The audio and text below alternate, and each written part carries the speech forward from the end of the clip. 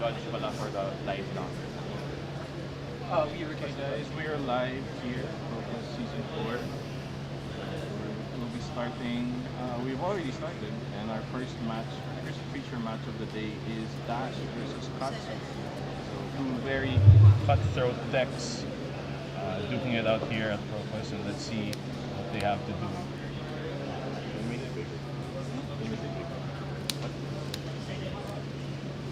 Okay, so Dash starting off with 7 thanks to Teklo Founder, boosting a zipper hit, I believe.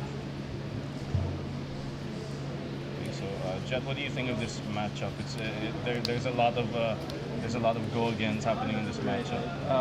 This could just be a race, and Aaliyah could. Tomii is looking to combo here in this matchup. Yeah, Tommy's looking to land one big attack, attack. Then just pitch one card to Katsu and set it all up. Oh, but here he is playing Flick Flack, a defensive option. Pretty interesting because I'm pretty sure Flick Flack goes on the sideboard of Katsu. It looks like he's going for a more defensive route against the Dash. Okay, here comes another zipper hit. One card in hand for Aaliyah. Yeah, one card in hand for Aaliyah. One resource, but she still does have the Teklo Fountain card, and it looks like it's a clean block. Taking some damage.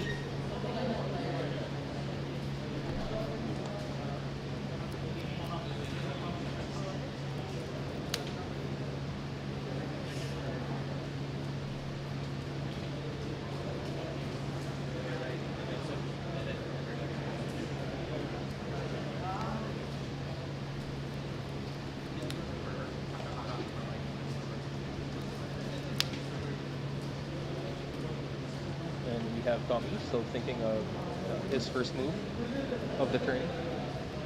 Most likely this is going to start with a Kodachi, unless he's looking to play, looks like be like water in his hand. He goes like this, right? See, he's about to pitch a turn, he's about to throw out the Kodachi. Hopefully a down.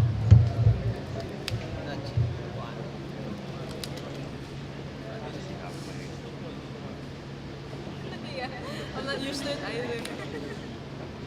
And we have Tomii leading with the Kodachi. Yep, Kodachi for 1, looking to poke away at the life and get a mass trigger later on with probably one of his silver cards. Kodachi for 2, so there were no blocks for the first one.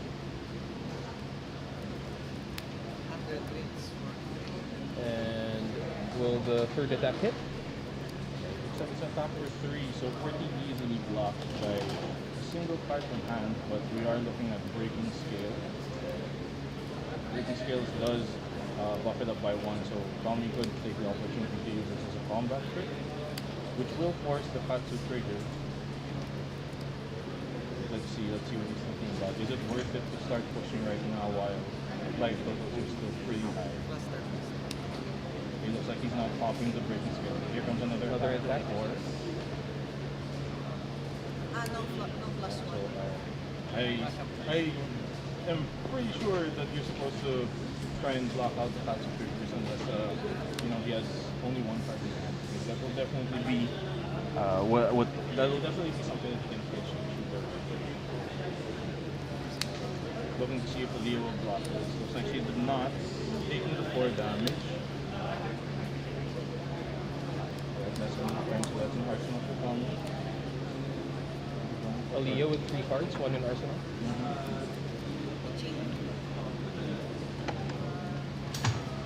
He leads with a... Yeah, that looks like one of the new mech cards from White.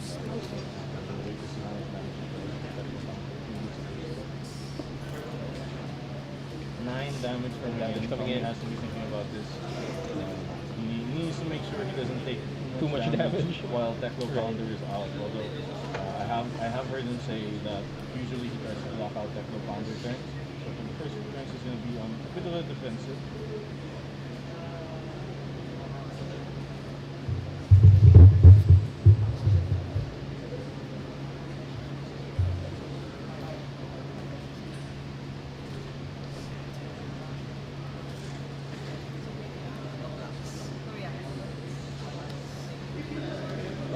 Blocking with a sink below. Just a sink below. 5 damage. Pretty big bump off of 6 Tomii. And he's no a halo, a red halo, so it may have dominate. I believe this has dominate. No golden. Tingin na.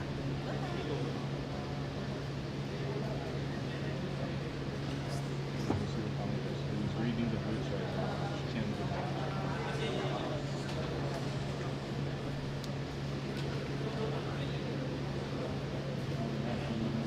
about how to block this.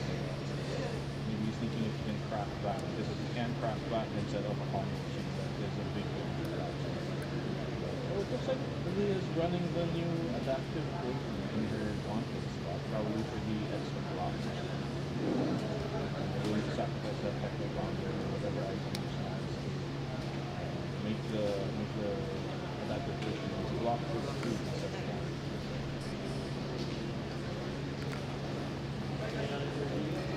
Yep, it's my turn.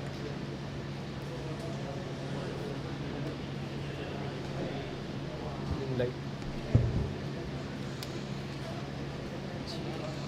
Tommy's turn, starting off with the Dutch. He has 2 cards in hand, I believe, and 1 in arsenal.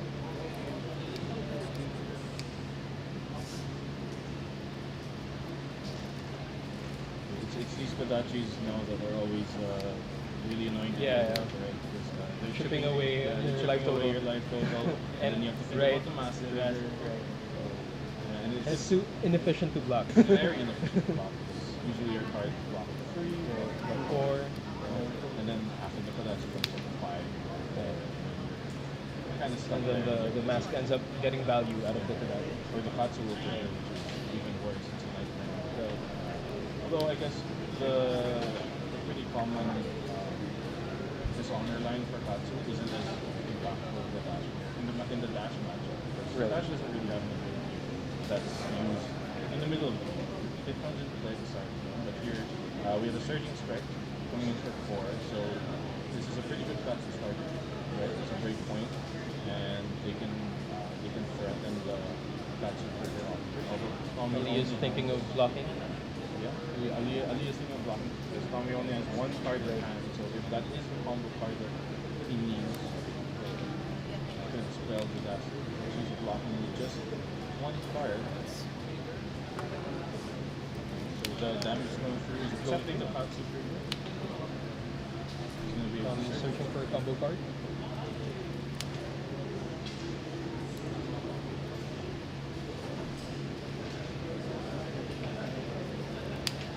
I found the way. Next match.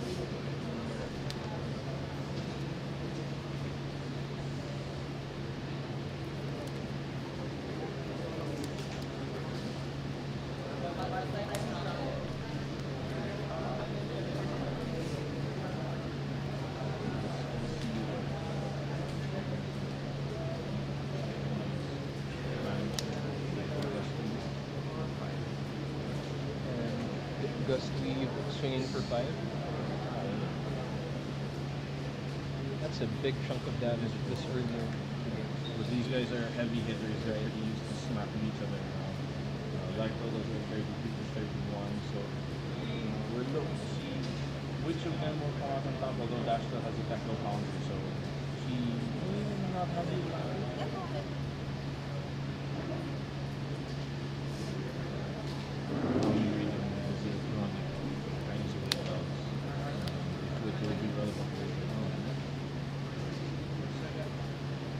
Okay, there's a block for 3.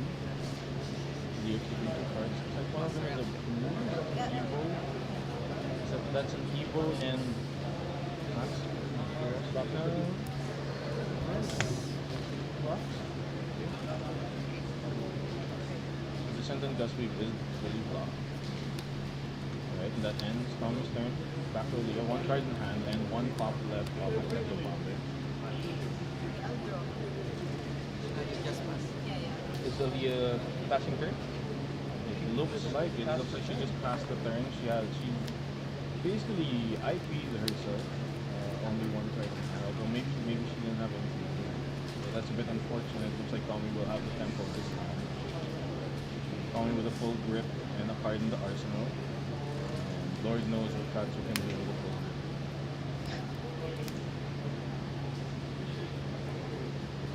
So in this stage of the match, what do you think, Jigs? What's Aaliyah's philosophy going into this? I Going feel into the like match? Yeah. she tried to block out those two turns because she was afraid of the Katsu trigger. But then, looking at it now, she wasn't able to play anything on her turn, so it may not have been worth it. But I'm almost certain that Tomii does have the tempo right now because again, starting with a full grip with Katsu going to Dachi, Leah taking the damage again, and Tomii being able to just rattle off all of these cards in his hand, all of them possibly threatening great points. It's pretty scary. It's pretty scary to be starting out with Katsu. And there's a Razor Reflex, pulling that up to 6, giving it go again. And because that hits, he can accept the Katsu trigger off of it. Now, Yeah, and there's a Mask of Momentum trigger. Good card.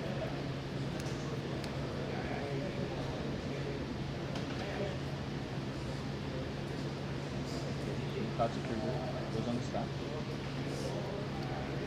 Too much card to discard. So this would spell disaster for Aaliyah. She still has 3 cards in hand to block with and all of her armor, but that may not be enough for whatever combo is in store because it still has breaking scale up, which can buff his combo house by 1 if he needs to push over the breaking point. Let's see what he's trying to find.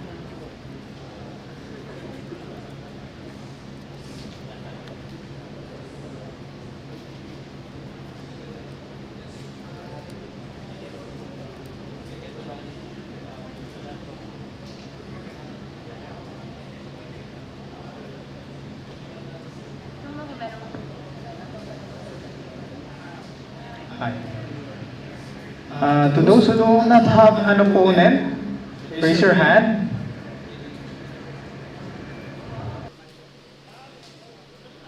You may now report your win.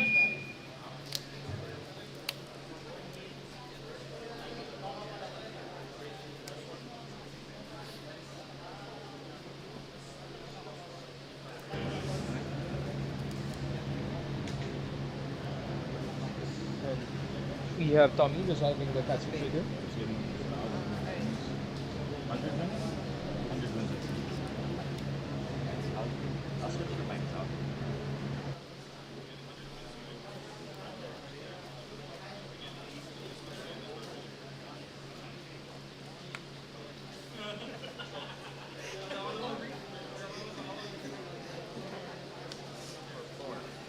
On hit, shuffle 100.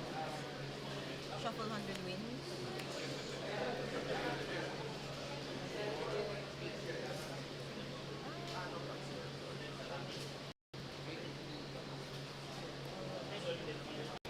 Block 4.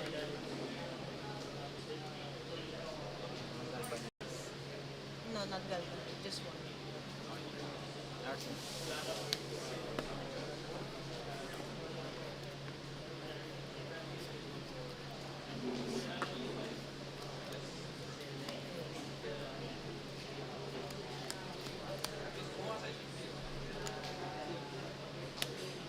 For 3. One hit off. Boosting. Look. Kaya 3 lang. So only one attack.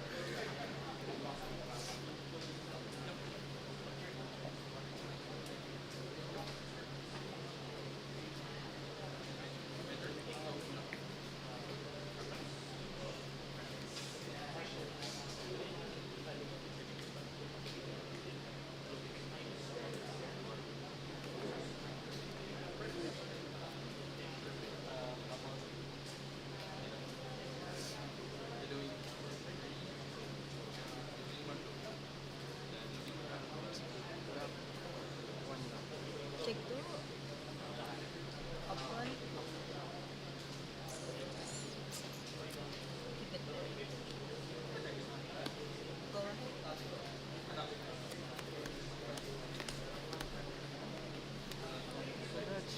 Number 1.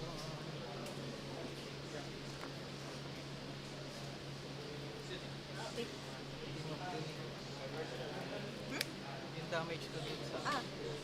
Ilan ba yun? 2. Okay. So ito take yun. 20 more. take 2, diba? Kanina. You said, Hindi, ikaw. ako, is yours. Yeah. Okay, and we're back. So, ikaw 20. Ako 29. Ikaw Yeah. 27 minus 1. Okay, sorry. Tomii is fully in control of the tempo right now. We got to keep full grip 2 turns straight. Another Kodachi coming in. Not sure if he can take much more of this. But she's opting to block the second counter. Yeah, which is the right play. You block the second Kodachi, you block the even attacks to stop the mass attack. Descendant just Another descendant just leave the yellow one coming in for Katsu. wait. Interesting choice. React. I don't remember Tomii having this in his deck when he used to play this. So looks like he did some tweaking before the Some tweaking, some upgrading. So this is pretty annoying to block. There's a there's a line where Aaliyah could just take all this damage and then swing back if she's able to swing for a bigger chunk of damage. Although looking at her hand, it looks Taking like back she the has tempo. 3 reds and a blue. I'm not sure if those reds are 1 drop or 2 drops. So I'm not sure how viable it is to take. She all did of take it. them. Yeah, she did. She did take it. Looks like Sige. she did take it.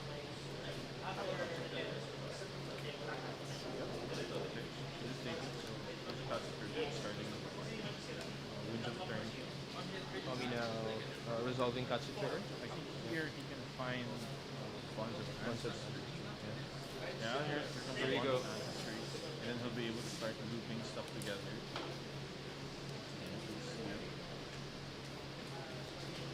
It's pretty scary because these next 3 attacks are gonna hurt. On attack. They're gonna hurt a lot. And Coming in for 4. they will trigger mask if Aaliyah doesn't block. So Tomii has 1 card in hand and 1 in the arsenal. One of the arsenal.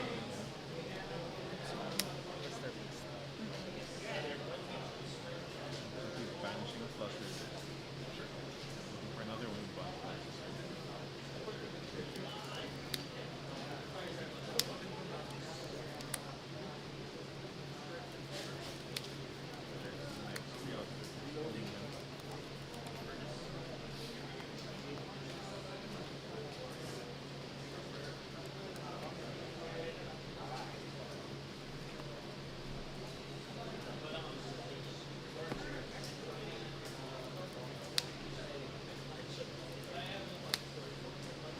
Aaliyah's gonna block this.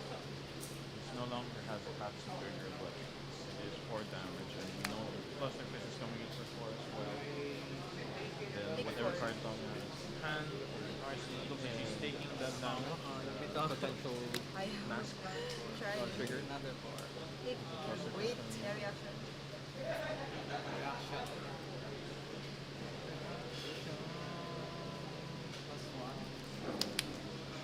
Draw a Fire. card, comes for 1. Potential empowerment. Something that drawing a card. I'm thinking about this.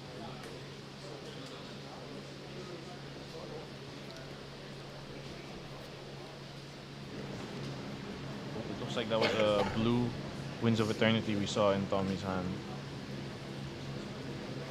He's looking through his graveyard, trying to think of what comes next. And there's a Concealed Blade pumping it up again. So this time it's Going to for 6. 6. Yeah, going to 6. Looks like Tomii wants to clear out the arsenal so he can arsenal that The Winds last of card, Eternity. yeah. Yeah. Or Being the sure draw. not to IP Yeah. himself.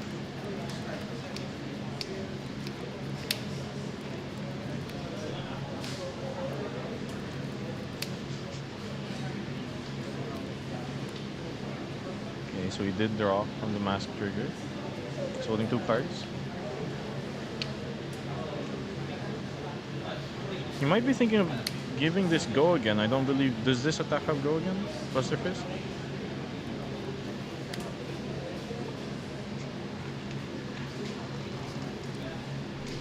Okay, looks like that's the end of his turn.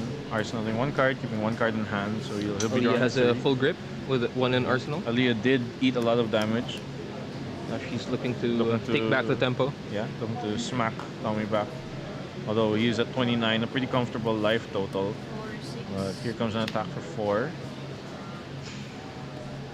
6 destroyed. 8. Teklo Pounder is And she popping. boosts. Yeah, boosting. So this does get buffed from Teklo Pounder. So it's attack for 9. That's pretty big. It'll knock Tomii down to 20. So let's see what he has to say about this. Although that is the last Teklo Pounder pop. So there won't be any more big buffs. For the time being.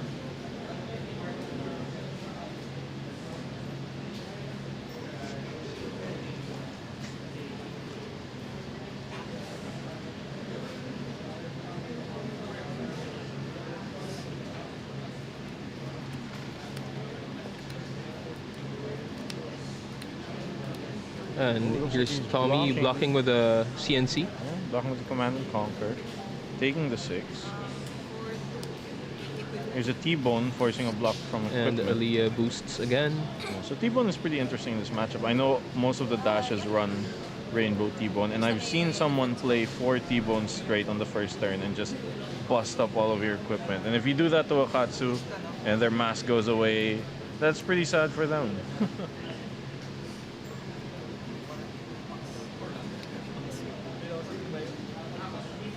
So opting to block with both of those equipment, not really sure why he's blocking with 2. I believe T-Bone only forces you to block with 1 unless it has a boost. And here comes another one. Ayan na. Biglang tumas yun. Zero tumas ba yun? Pag 3 boost.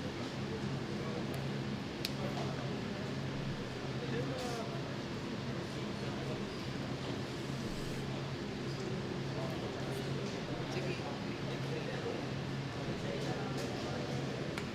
For 10. And a max velocity coming out But from for- Aaliyah for 10. For 10. No goal. Really making Tomii think, can I kill her next turn? He only has 3 cards in hand and 1 in the arsenal, so 4 card hand essentially. But this max velocity, it's gonna get anybody thinking, you know, going from 21 down to 11. To 11, yeah. Yeah.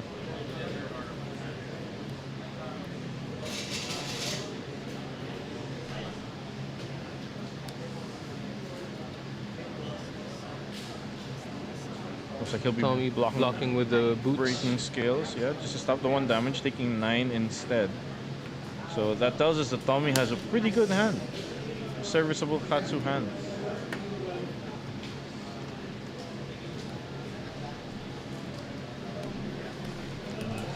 4 cards, really. Tomii starting off with the Kodachis. Notorious, Aaliyah's down to 14, so this is gonna hurt eventually. She's gonna get Kodachi locked if she's not careful. Looks like she drew a bunch of reds too, that's not looking very good. Aaliyah might just end up blocking with this hand. Yeah, maybe just Yeah. to stave it off, but then that will give the tempo back to Tomii. Yeah. So Blocking Oh, with she's blocking with the Teklo Teklo Foundry. here comes a whelming gust weave for 3. Now, again, this is something you have to think about because Katsu player with 1 card in hand, is that the combo card that they need to get it going, or do they need to hit with this and activate Katsu? So that's always the mix-up that you have to deal with when fighting a Katsu player.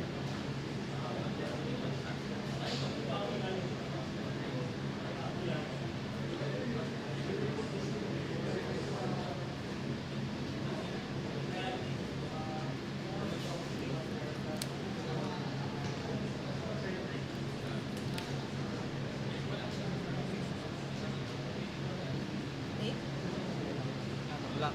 No block. Okay, and a Razor Reflex comes in. So looks like Tomii boarded in a bunch of buffs just to, you know, push the damage against Dash. He has 1 last card. And it's Bonds of Bonds of Ancestry Ancestry. that is For painful. 4. Yeah, because he's gonna be able to get something here.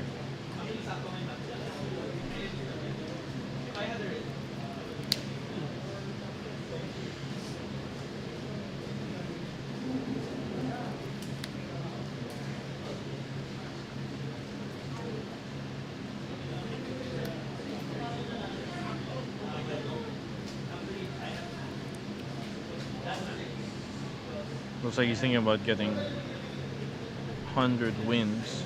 checking to see if there are any left in the deck. Yes, he's banishing one, so he's going to be able to get the other. The last 100 wins on the deck, yeah. And he's looking to just push damage. Aaliyah will be forced to block this because she is down to 7.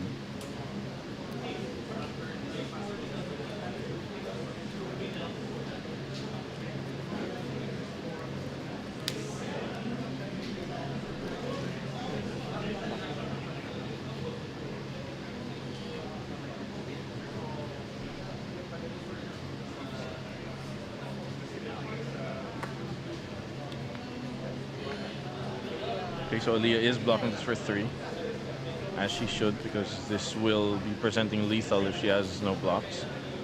Okay, so she takes 1, and 100 wins coming in for 3 now. Plus 1. Yeah. So again, she does have a bunch of reds, yeah, so it might not be so good for her to keep an all-red hand. But it looks like Tommy's popping the breaking scales just to push 1 damage in.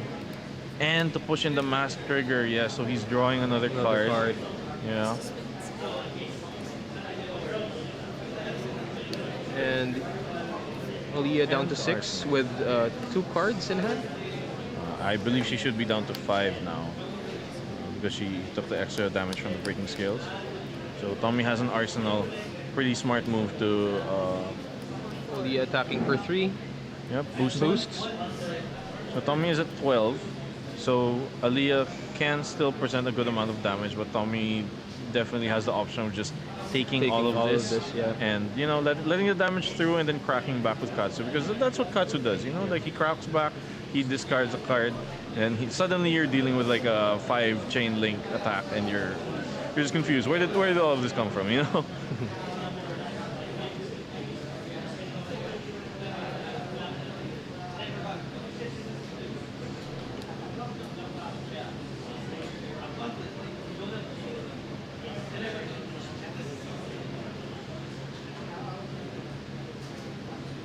Looks like they're thinking about blocking.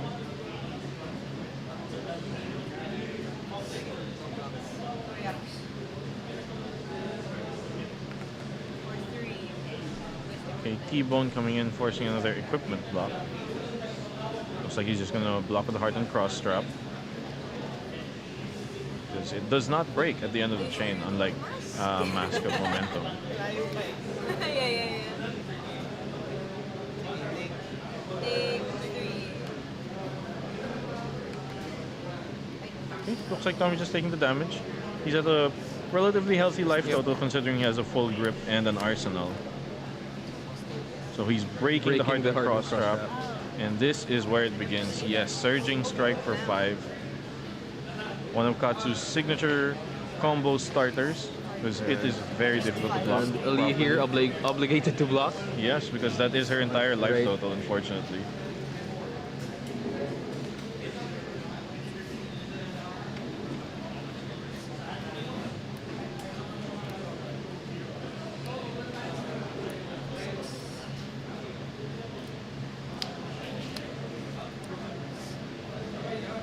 Okay, so double blocks from Aaliyah just to stay alive.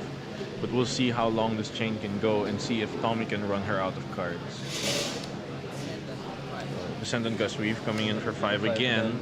So this is painful. This is very painful for Aaliyah, because she's gonna have to block with probably 2 cards. 2 cards again, or 1 card, then she'll take 2, but then the next one she'll have to block. That causes Tomii to trigger Katsu. Yep, so there's a Katsu trigger in the stack. Tomii can choose to discard a card that costs 0. Yep, here it comes. Discarding this honor, and he's gonna find something to make the chain even longer. Kaya nga ya. Tapos na yung ability. It's like at the start. Thinking about getting the yellow Bonds of Ancestry, just to keep the chain going. But does he have any relevant attacks left to banish in the deck is the question. Looks like he does. Looks like he saw something that was worth banishing. So he's getting Bonds of Ancestry.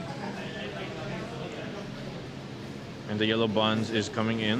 For For three. Still a must block. So this is Aaliyah's last card in hand. So if Tomii still has something to attack with in his hand, it is over. He banished a dishonor from graveyard, getting another dishonor.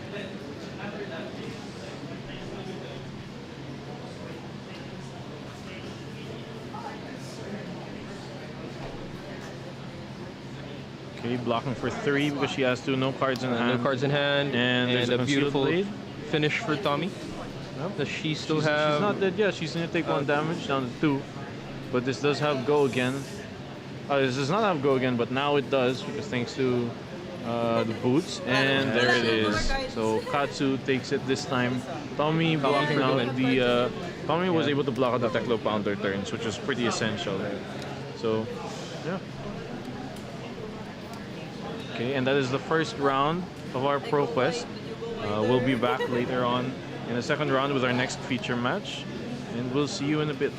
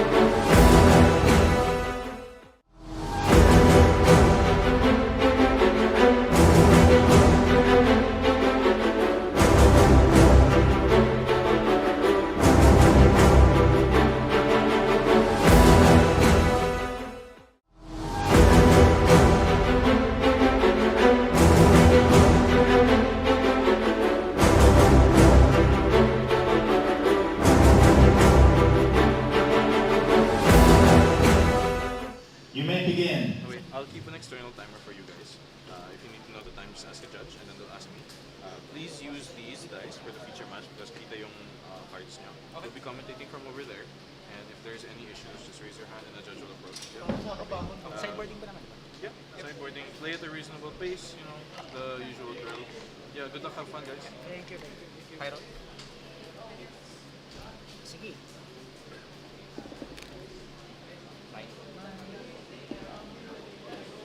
20, not 20. I'll go first. Okay. Sideboard. Mahaba-haba ka sideboard. Sorry.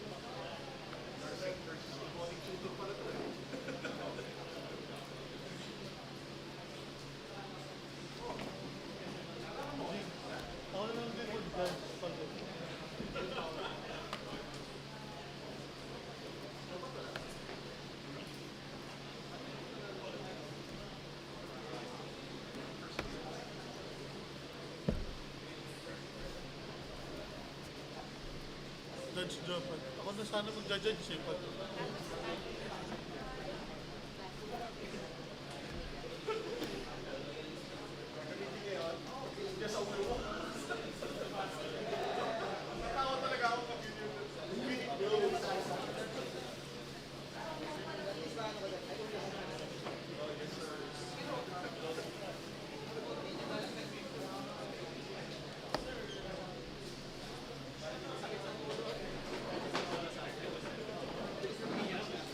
Itong kabila.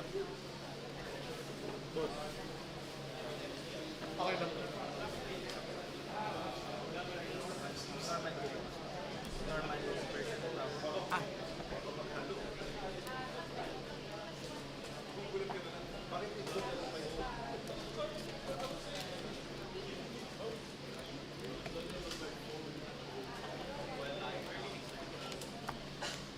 Kung may mga costume tayo, bigyan mo na yung galit.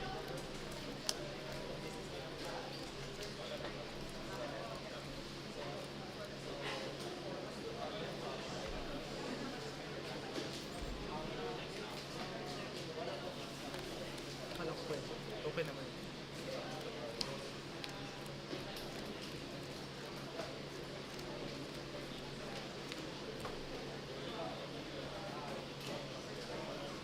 Naka-stream this. Ano ba talo ko? Okay lang. Next one ka ba? Next one. Ano nakatalo sa'yo? Katsu. Katsu yung nakatalo sa akin.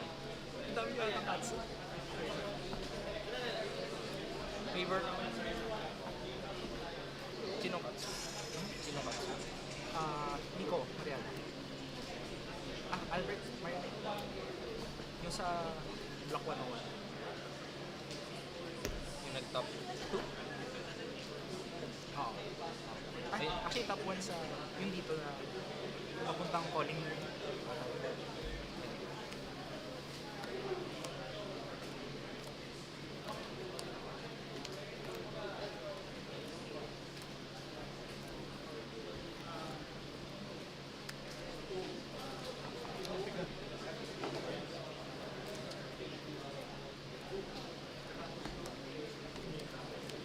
Baka nang trabaho dito. Pag-sabi ng score kay Jake.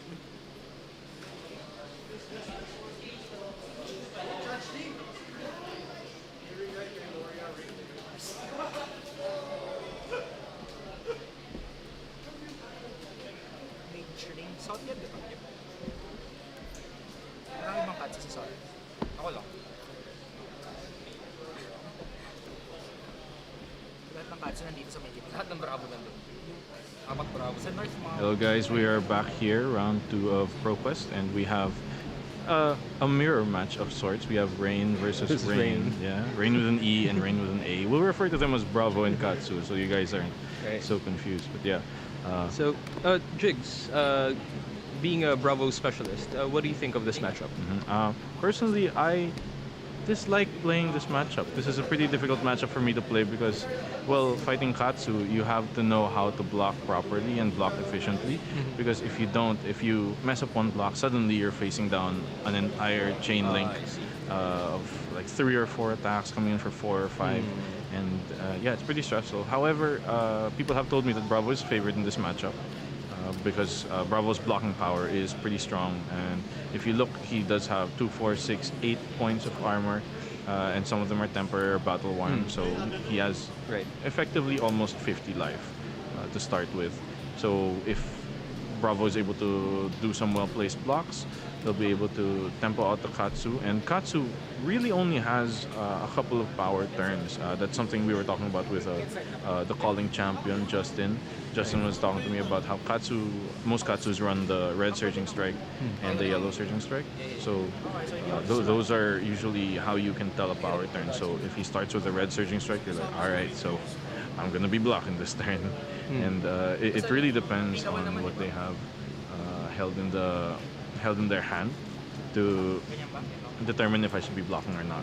So usually, personally, I try not to block if there's no cards in hand. Like if it's a surging strike that popped off of the Heart and Cross Trap. Although it looks like Rein is not running Heart and Cross Trap, he's running Fiendel's Spring Tunic. So this may be a different build of Katsu that we're running into.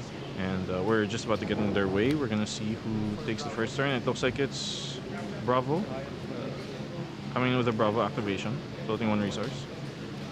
And right off the bat, we get a dominated Crippling Crush. That's a pretty decent first turn, although it is just presenting a bunch of damage. He's shaking his head now, like, oh man, I'm gonna take a bunch of damage. So he'll block with a card, and he'll lose some, but he'll be able to draw back up anyway. Does Bravo want to go first in this matchup? Personally, I like going second, but I'm not sure who won the die roll.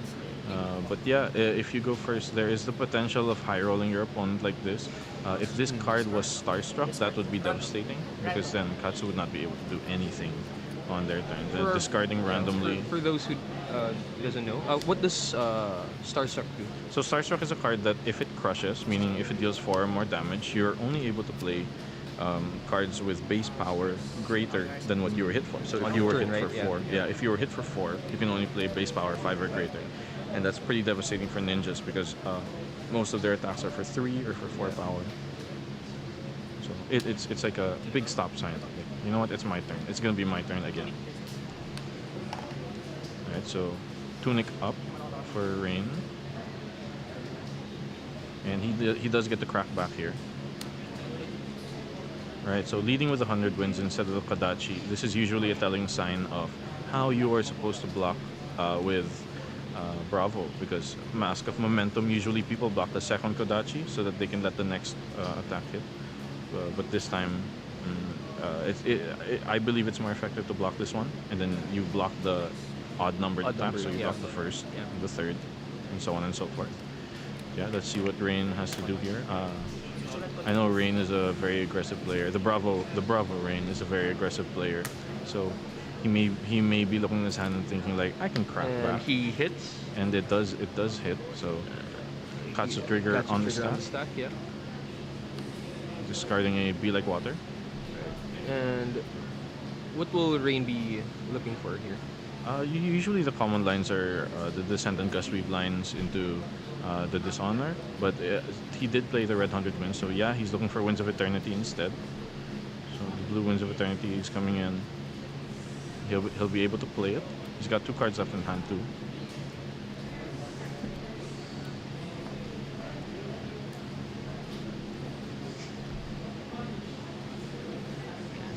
Cutting the deck.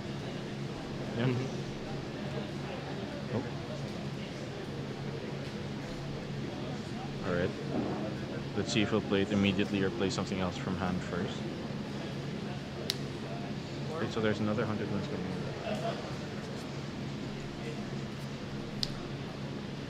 There's another 100 wins coming in for Rein. For 4.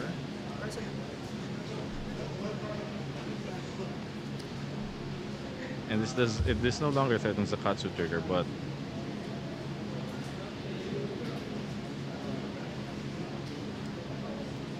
looks like he's blocking with Civic Steps already. So I'm a big stops fan. the second hit from coming in. It's just a block for 2, so it will hit for 2. Oh, he's it's a blocking 4. with 2 Yeah. armor. Oh, see, this is where you can see the aggression that Rein brings to the table, because Most Bravos would block with like a card or armor, but a card and armor rather than two armor. But it looks like he's trying to steal the tempo back from Katsu this way. So we'll see how this goes. This does give Katsu a quicken token, but this is a pretty well placed block because it's gonna be on something that already has go again anyway. I believe Winds of Eternity does have go again. I think.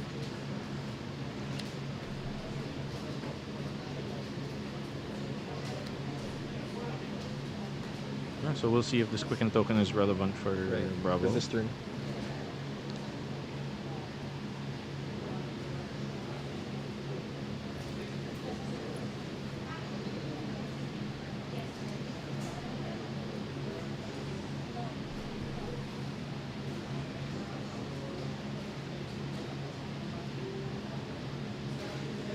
Okay, now because 4 is an annoying breakpoint, I think Rein is thinking if it's still worth it to keep both cards in hand, all of his cards in hand, rather than giving the 2 pieces of armor he has left.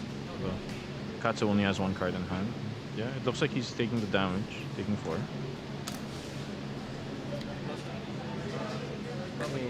And they're cleaning up. Yeah, they're cleaning up. Looks like that ends the turn.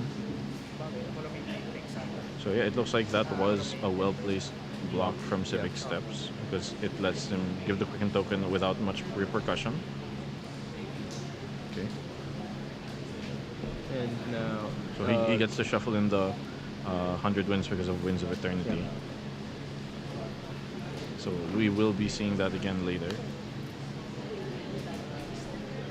Does Bravo have a full grip here? Yes, Bravo does have a full grip, so we'll see what he can do from here. If it's a dominate attack and he catches Katsu without the defense reaction in the arsenal, this is going to be great. If he does have it though, he gets blown out by defense reaction. And here's Starstruck, we were just talking about that earlier. So if this crushes, it does shut off the Katsu's turn. Except for, I guess, a red Surging Strike.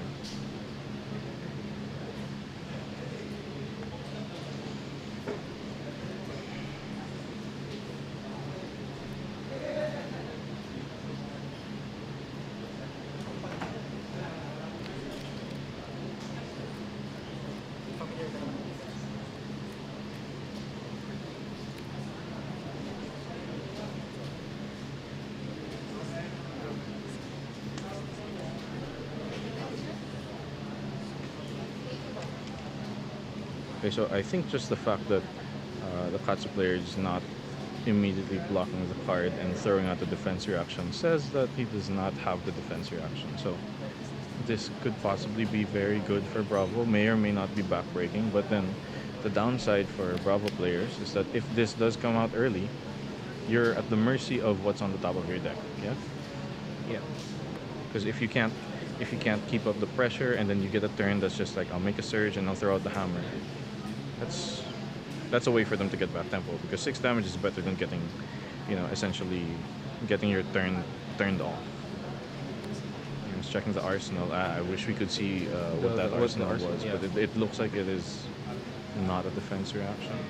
Yeah, it looks like he's blocking with Katsu armor. blocking with armor here.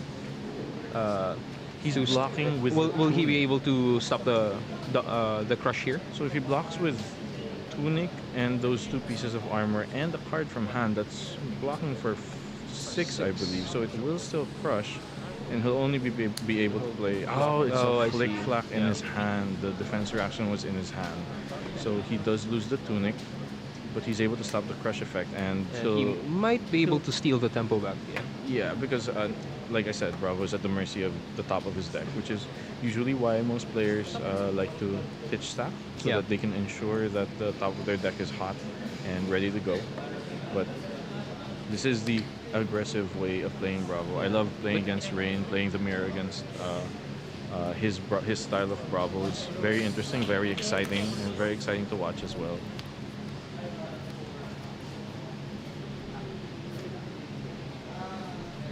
But is Bravo looking to fatigue Katsu here? It depends on your playstyle. You usually while you're fatiguing them, they kind of die on the way while you're activating the surge and swinging with the hammer. Hammer, yeah. Yeah, that's usually how it goes when you're fatiguing them. But there are some ways to just like high roll them and kill them while they're not pumping out as much damage as they can. So yeah. Personally, though, I do like the fatigue Bravo. I do like the fatigue Katsu. strategy. Yeah. Yeah, because it's easier for me to just like block everything and try not to die, because it is a skill for Bravo to learn when you can take damage and when you can't.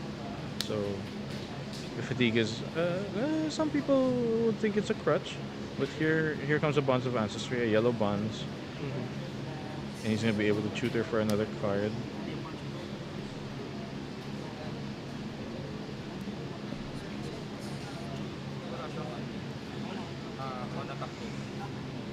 Looks like he's getting a Fluster Fist. Yep, opting to get the red one. And one card in arsenal. Yep, one card in arsenal.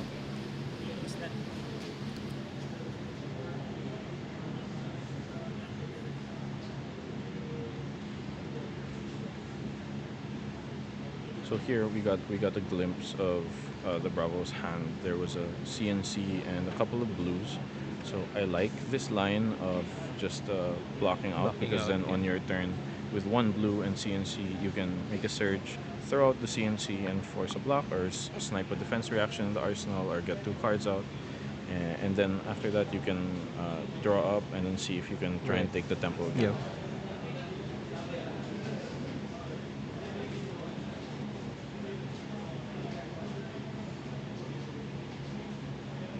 Looks like there's I think that was a Whelming Gust Weave in the arsenal for the Katsu player. He has one resource. He's going to lead with Kodachi.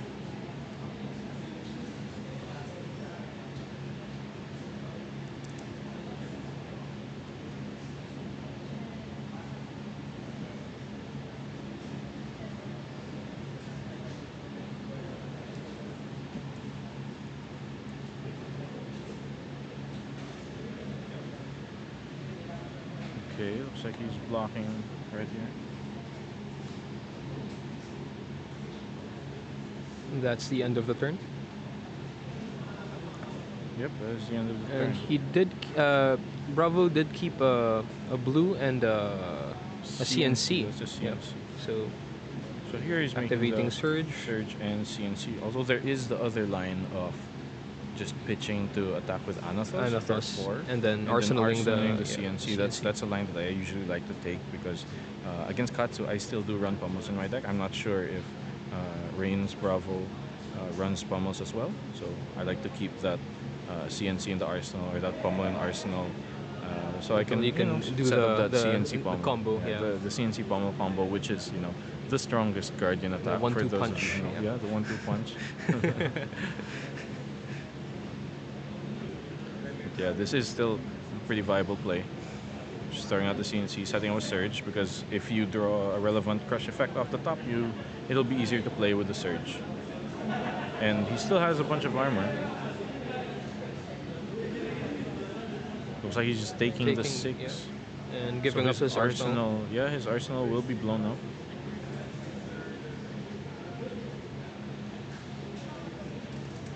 And there goes the Whelming Gust Weave. Katsu has a bunch of one yellow and a couple of reds in hand. There's a Dishonor, so leads he'll with be able to. with a Kodachi. Yep.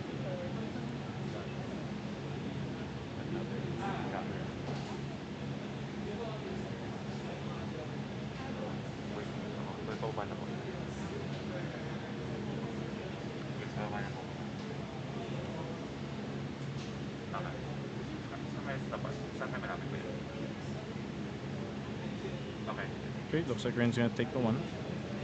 Take the one from Kodachi.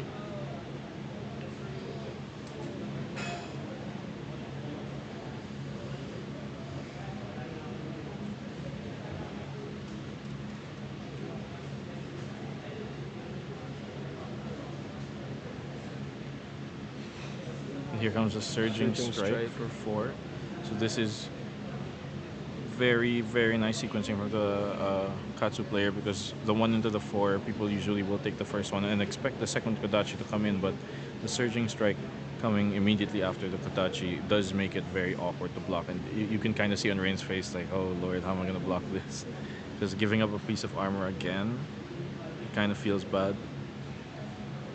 And you have to think about if they've got the combo in hand. Combo in hand. Yeah. Because if they do have the combo in hand, it's kind of pointless to block.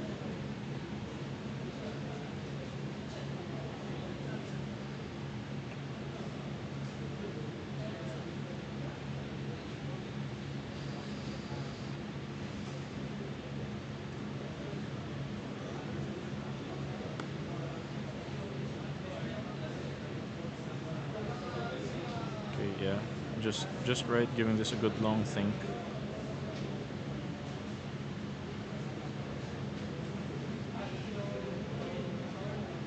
And Rein giving up the boots. Yep, he's opting to give up the boots. And he's blocking with a red chokeslam, so maybe his hand is a bit hotter than we think it is.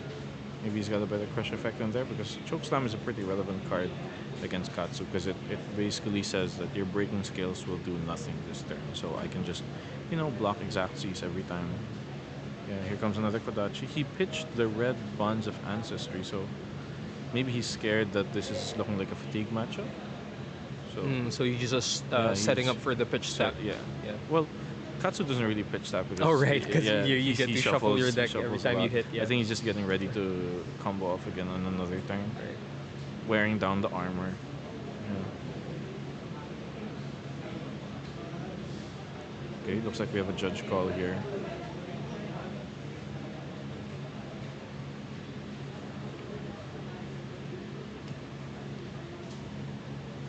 Not sure what's going on, but rest assured our judges will resolve it.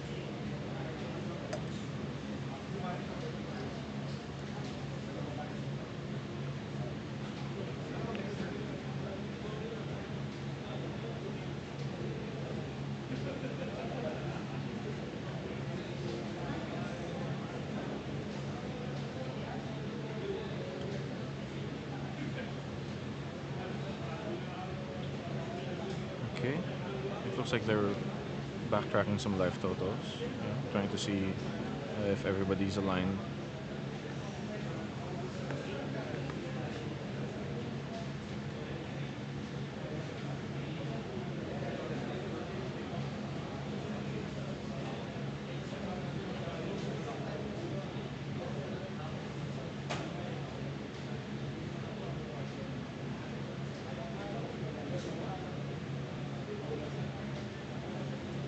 Okay, looks like it's back to the Bravo's turn. The seismic surge is popping. Yeah. And let's see what 3-card hand Rein kept here.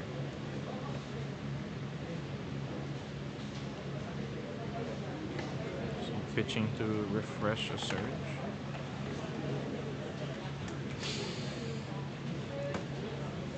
Alright, so it's just a surge hammer with 1 card in hand, so attack coming in for 6.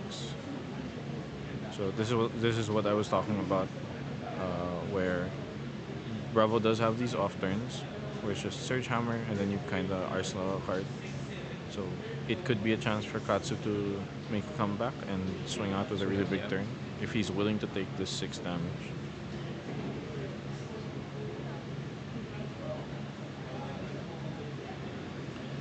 It looks like he did take the 6.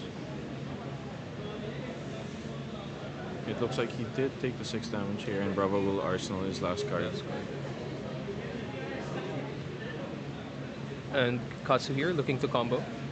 Pull off a combo turn. Yep, with a full grip and an arsenal in hand. And an arsenal. He'll be able to play out this 5-card hand. Supposedly, it looks like he has just enough resources. He's got a blue, a yellow, and that looks like Mugenshi Release in his hand. What does Mugenshi Release do? I am not familiar with the card, but we will look it up for the sake of the stream. Mugenshi Release.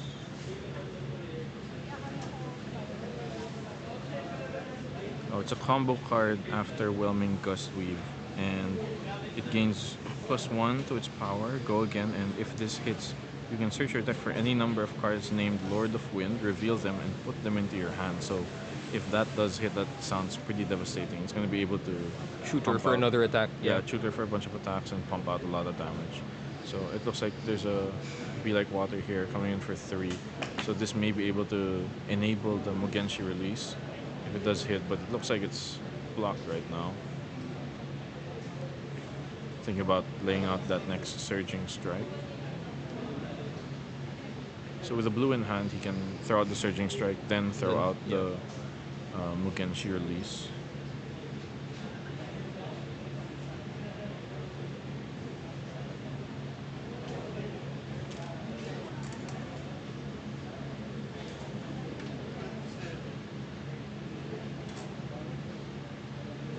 Alright, so it's 1 damage. He's not going to be blocking. And Kodachi again. he's thinking of throwing the second Kodachi in.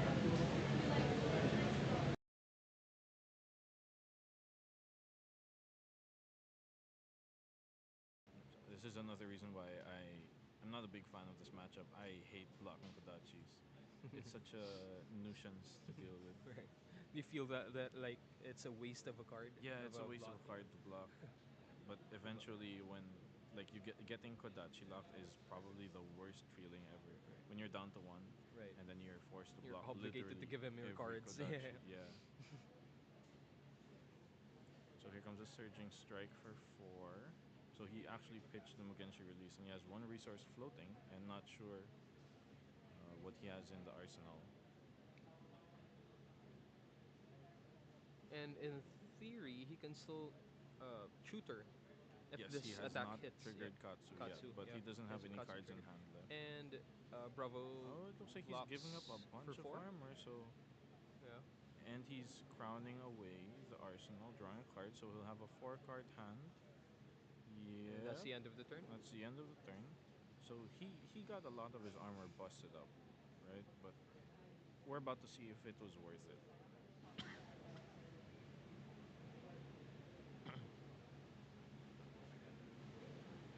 Okay, so the Surge is triggered.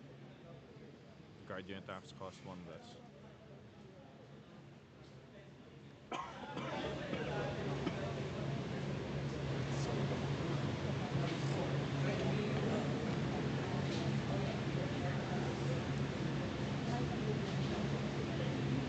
Alright, let's see what the Bravo player kept in his hand here.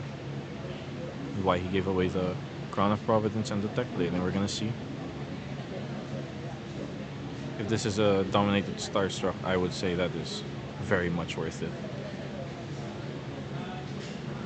Looks like he's having a good long think here.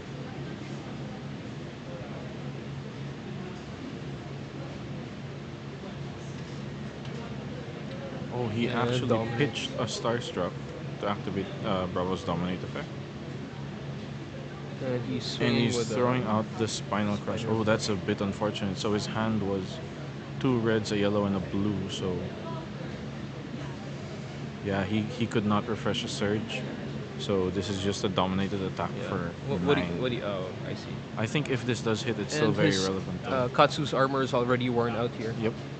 If he wants to block with armor, he'll have to block with the Mask of Momentum. And even then, a card from hand and armor does not stop this. Unless he has a defense reaction in the arsenal.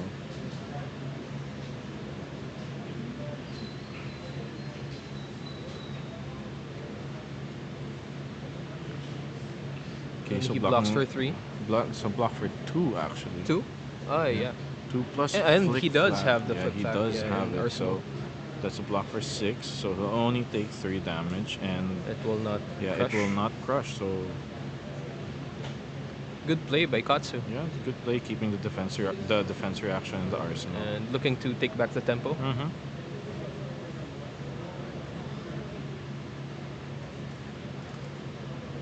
Okay, Katsu down to 14. And looking how he wants to organize his second cycle. Although it's a bit unfortunate to see that there's a Starstruck and a Crippling Crush right next to each other. And here comes Descendant Gust Weave.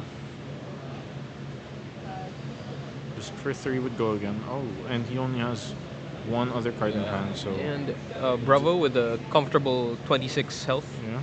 He's also got 4 blues lined up in his hand. So if I were him, I would block out this attack because knowing he only has one card in hand, it could if I block the first one, and he plays the second one, he won't be able to shoot her with Katsu anymore. So you can comfortably take the second attack. And I see he's got an unmovable in hand, I believe. So your turn could just be Surge Hammer and then Arsenal the unmovable, and be able to. Oh, here he's cracking the breaking skills, giving it +1. So it's up to 4 now. 4 now. Yeah. Does Bravo have a D-react? Yeah, I'm not really sure if it's worth throwing the defense reaction. For an extra 1 damage. Yeah, for an extra 1 damage, but it could be devastating if Katsu is able to get the Bonds of Ancestry line here.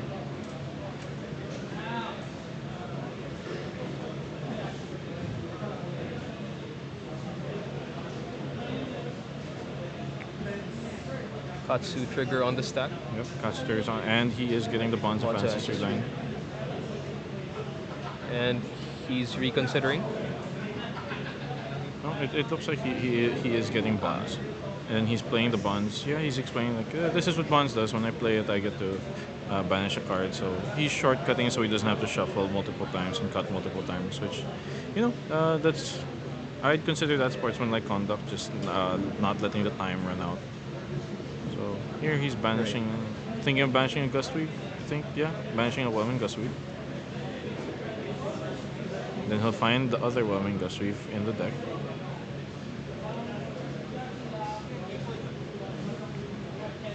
See, we get like a sneak peek of his deck with a bunch of E-strikes and Sink Belows.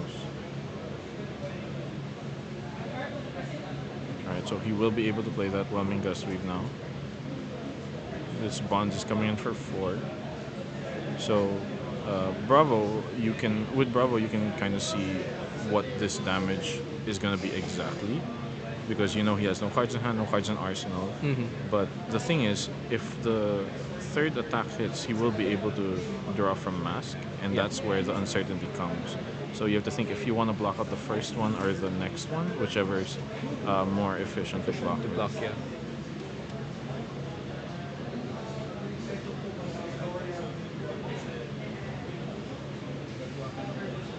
Okay, we'll see what Rein opts to do here. He still has 3 cards in hand.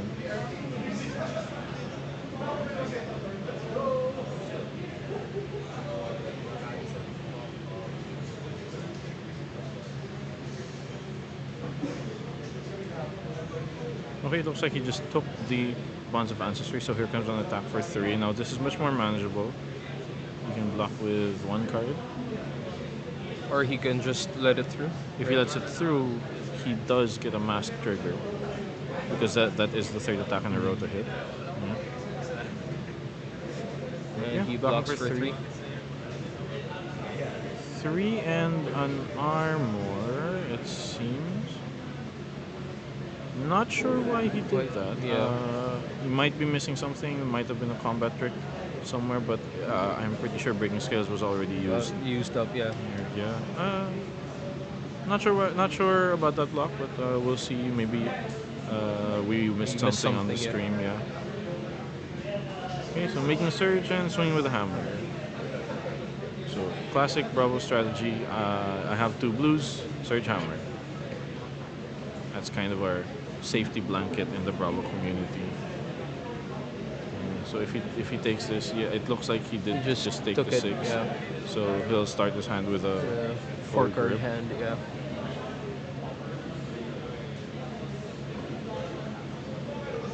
Okay, so Kodachi.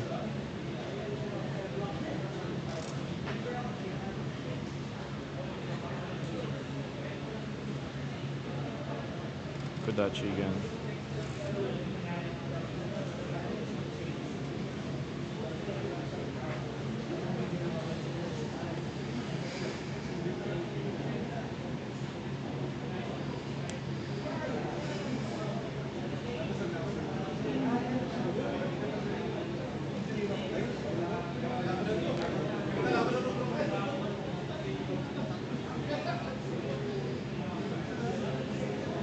so this spinning wheel kick is gonna trigger the mask. So it looks like he's blocking for 4, trying to compensate for Ancestor And Empowerment, Katsu has the which pump. is there. So Katsu has the pump. He's able to draw a card. And he draws He Sink draws Below. a Sink Below.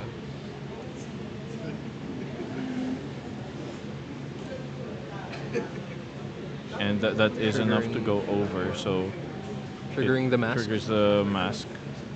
He draws a card and he draws Enlightened Strike. So this could just be Enlightened Strike for 7 just to push damage.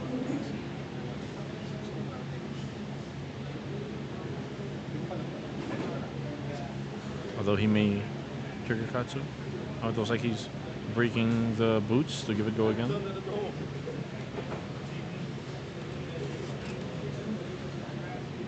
And he's So with go again, he's tossing discarding the Sink Below Sink to Below. tutor with Katsu.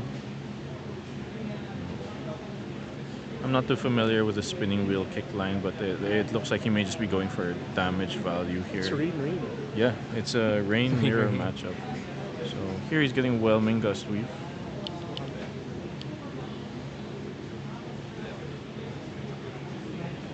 Alright, Whelming Gust Weave coming in. For how much damage is that? That is For 1. 1 damage. So just poking him out, chipping away at his life total. We'll see what Rein has to say about this. Katsu still has an E-Strike in hand. Yep, he still has an E-Strike in hand, so he can still bang, throw out a 7. 7. Good Not sure 7, if yeah. that was worth throwing the Sink Below and not keeping it in Arsenal, depending on Yeah. what the Bravo has in hand. So it looks like, oh, he's playing Bonds of and he's going to Ancestry. He's going to tutor again. Yeah, tutor He's again. going to banish another card, tutor again. And he'll be able to keep up the pressure. You can see the Bravo Rein's head is kind of shaking, like, oh god, here we go. And then, like I said, this is what it feels like playing against Katsu. There's just suddenly a bunch of attacks on the board, and you're like, wait, I'm running out of cards. Reminders to input your score.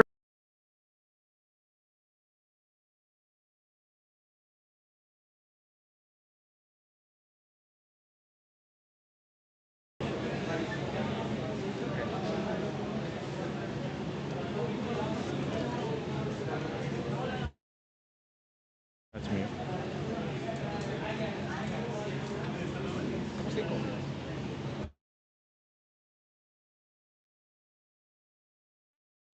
Sorry.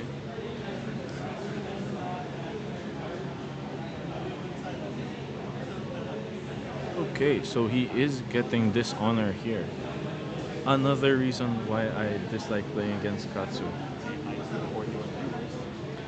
41 viewers, hello to Hello our to all. 41 viewers. And as I was saying, this is another reason why I don't like playing Bravo against Katsu, because I have to think about the Dishonor line. And the Dishonor line is very, very relevant against Bravo, unlike the Dash matchup we saw earlier. With Bravo, if your dominate attacks get turned off, you are much, much less scary than what you usually are. So here comes. And another Whelming Gust Weave. So this Dishonor, I believe, is definitely online. So he's just gonna have to eat a bunch of damage and get ready to block the Dishonor with 2 cards, because he is out of armor, which is unfortunate. Oh no, the Dishonor was pitched. The Dishonor was pitched to activate a bunch of stuff. So it looks like he did just go for damage. Rein is down to draws 13. into a Sink Below. Yep. Oh, he drew the Sink Below, but in his arsenal is an Enlightened Strike, I believe. So that still won't be enough to stop a Crush effect if it's dominated. I believe Bravo has 3 cards, so if that's a Spinal Crush, it won't be enough unless he gives the Mask of Momentum. But if it's anything else, he'll be able to block with a bunch of cards and the Sink Below. And the life totals are getting pretty low. Both Reins are down to 8 and 13.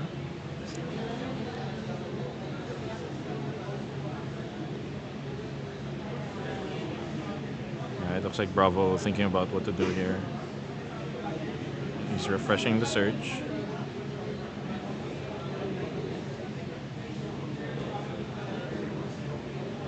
Activating Dominate. What? Oh no, he's throwing out the Thunderquake for 8. Okay, so he's just saying, you know what? This number is the same number as your life total. Here you go. Yeah. Deal with this. Give me cards. Yeah, give me cards. That's basically what he's saying. Give me some cards. And give him cards he shall, because if you take this, you just die. You know? The crush effect of Thunderquake is that you die. So On hit effect, sir. on hit, Game is deal over, sir. damage, yeah. On hit, take damage.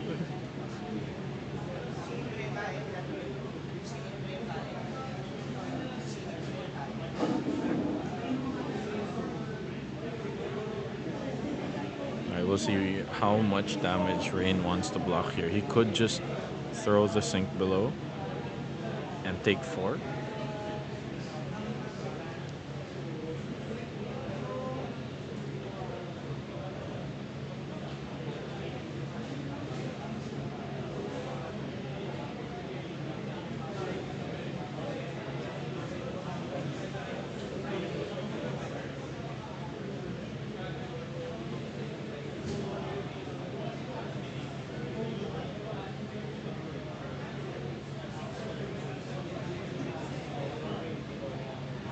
Slight smile of I got you. Yeah.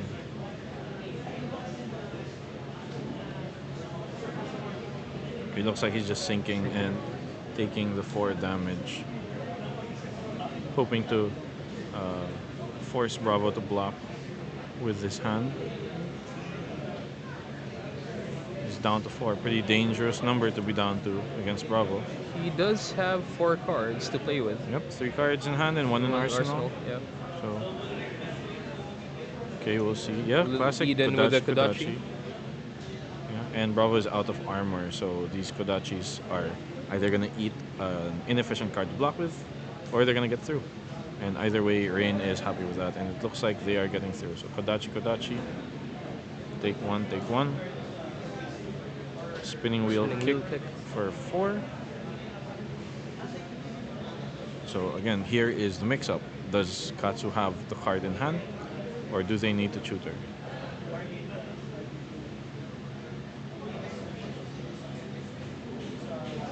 And it looks like And he's throwing out the sink sink below, below. calling out that you don't have a buff. You don't have the buff. Now Rein's thinking, do I have the buff? I don't think he has the buff. Right. Does he have the buff? Or is And he he- and I throws see, in, yeah. throwing out the Right, E-strike E strike. for 7. Alright, so Good another... efficient damage. Yep. Yeah. Oh, for 5, and he draws drawing a card. so he can keep an arsenal, Right. probably trying to dig for a D-react, and it looks like Rein is taking that damage, yeah. So the Bravo took the damage. He's keeping a 3-card hand. It looks like he'll be able to crack back here. But with a card in arsenal, we are not sure if that is a defense reaction. It looks like here he drew a flick-flack. So the surge triggers. And he's Which activating can pair, Bravo. It can dominate. So 1 floating. No floating. And he here has comes a the Spinal Spinal Crush. Crush. So he didn't reactivate the surge, he just went Bravo, Spinal Crush. And he's giving the he's gonna mask. get blown out here Yeah. with a mask and to flick flap. Flick Oh flag. no, that is not good. So he'll still be able to have go again. And he's gonna go down to 1.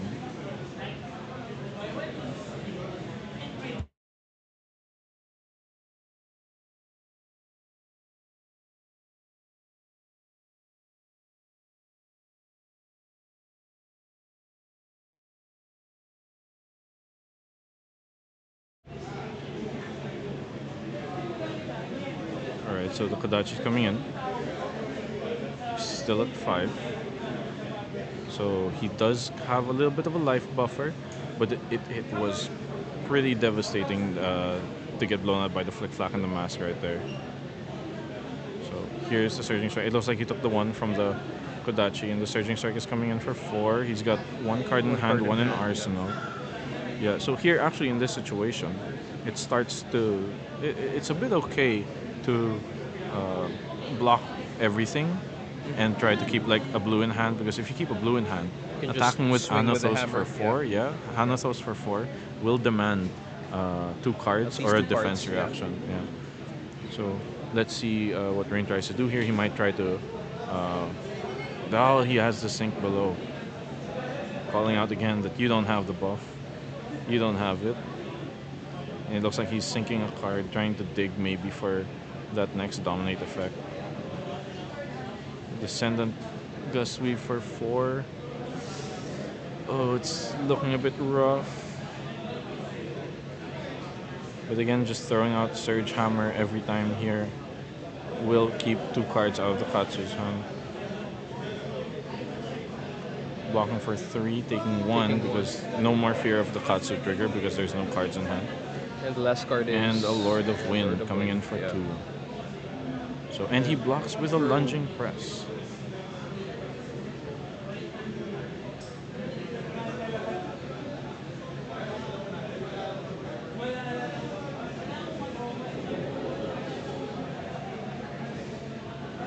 Okay, Hammer for 4 coming in, and like I said, this is going to demand 2 cards unless he has a Flick Flap in hand.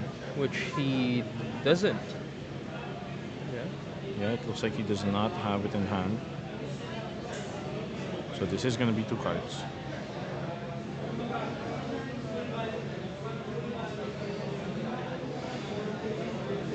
And it looks like he doesn't have a blue to pitch to Kodachi twice either. So that could be relevant.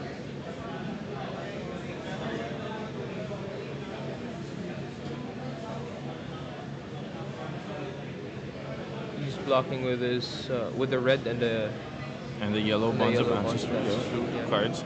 And the 2 cards he's keeping.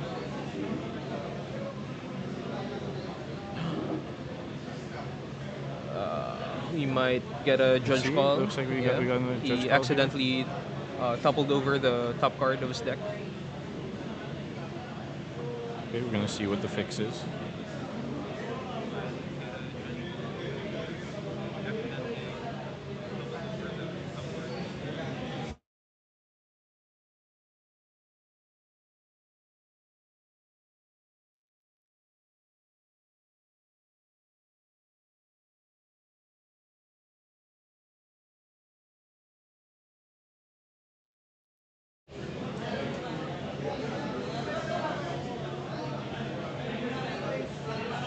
Alright, so there is a Be Like Water on the stack.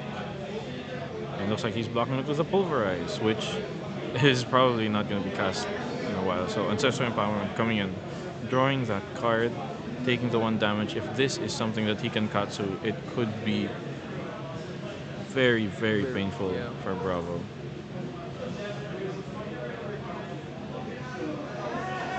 Okay, we'll see. Does Bravo have the defense reaction to come in?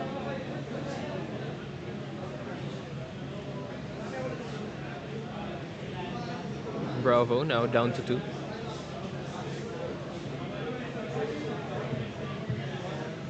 Okay, so Player just the 6 Kodachi. minutes left on.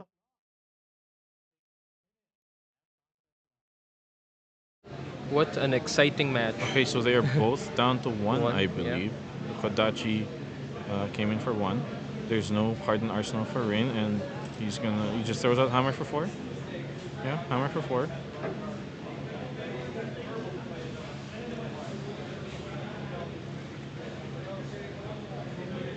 I'm not sure why the Kodachi is in the graveyard. Maybe the players are getting a bit too excited, but not really sure why it's in the graveyard, so... There you go.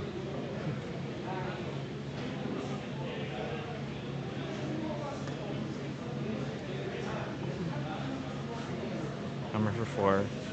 Hammer for 4, but he has 2 cards in hand.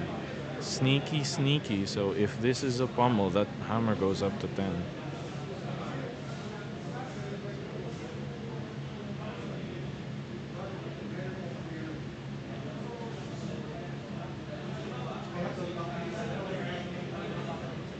So he's blocking for 3, 6. And we see that he does have a pummel in He hand. does have the pummel in hand. It says blue pummel. Is it blue? If it's blue, this is not enough. So it looks like He's ending his turn. he's ending his turn, arsenaling the pummel. I believe that's the right call.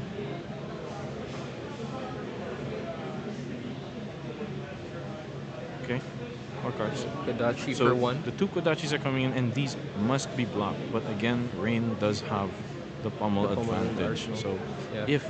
if the Katsu player tries to play around pommel for the entirety of the game, oh, there's a sink below, and you can see the face he's making. He's kind of like, why am I sink below? Why am I Why am I playing s- sink yeah, below on a Kodachi? On a Kodachi. You know, maybe he's digging for a blue. There's another Kodachi coming in. You still can't take this. You have to block with the card.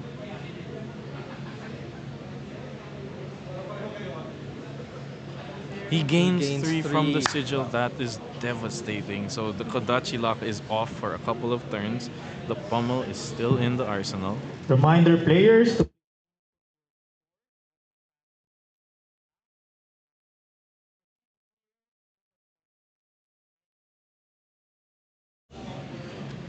Okay, so He went to 4 and then took 1 to 3.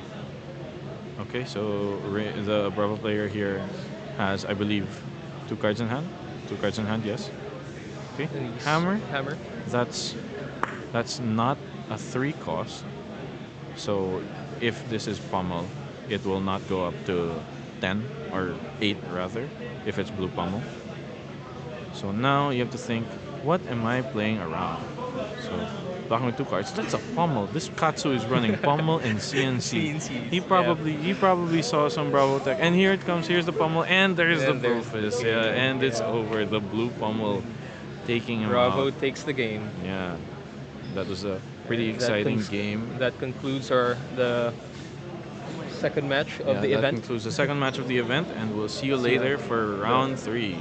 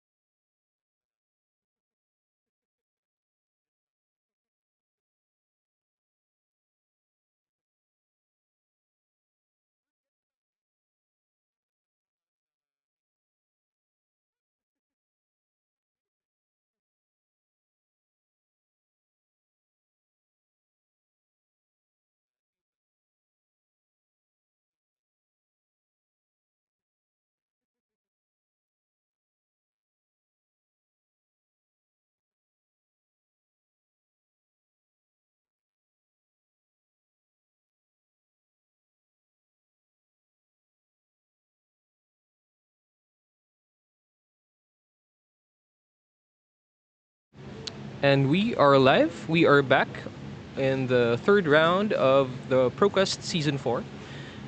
Uh,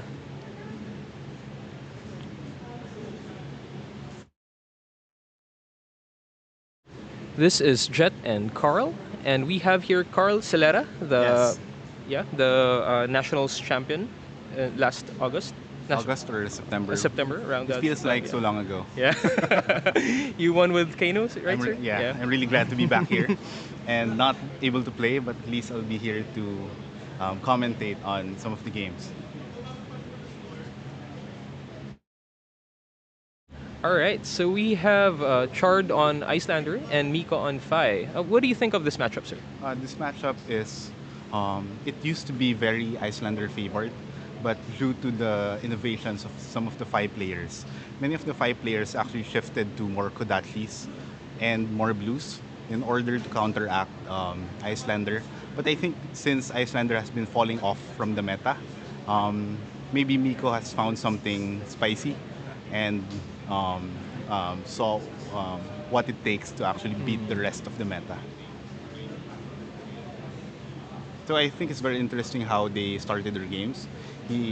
Chard immediately played the Frost Hex on turn 1, if I'm not mistaken, and that is very interesting since Frost Hex is not something you usually would want to play out against a very aggressive deck such as Fi.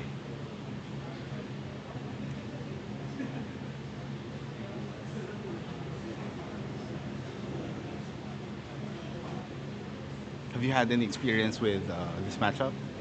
With Iyslander?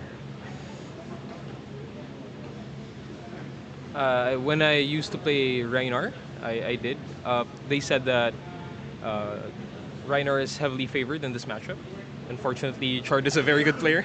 Yeah. Chard is a very Yeah, good yeah. Iyslander player. Yeah. If I'm not mistaken, Chard just started earlier this year. Yeah. Maybe just He mentioned that he started around 3 months ago. yeah, 4 months ago. I think around the time our calling Taipei champion Justin Right. started as well. Right. So a lot of really good up and coming new players. Players. Right. See that Fai is trying to do his what he tries to do best is to chain several chain links. He played the Rise from the Ashes, followed by a Blaze Headlong, which is hitting for 7, if I'm not mistaken. He still has 2 floating and no more frostbites left. So he might be free to attack with the sword, the Searing Ember Blade, right? Yes, as well as the no, he pitched the Phoenix Flame. So at this point, Iyslander does not have any much more disruption that he could deliver back, since there is no more arsenal. So this is Miko's turn to push damage if he is able to. I think this should be spending the 2 resources from the Searing Ember Blade. So I think Miko does not have any resources at this point.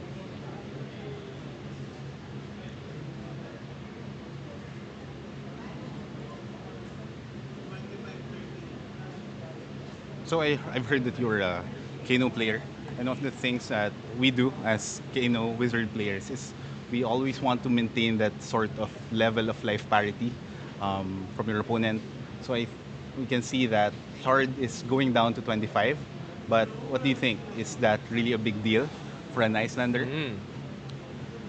Given that he has disruption, I think he's at a comfortable life total.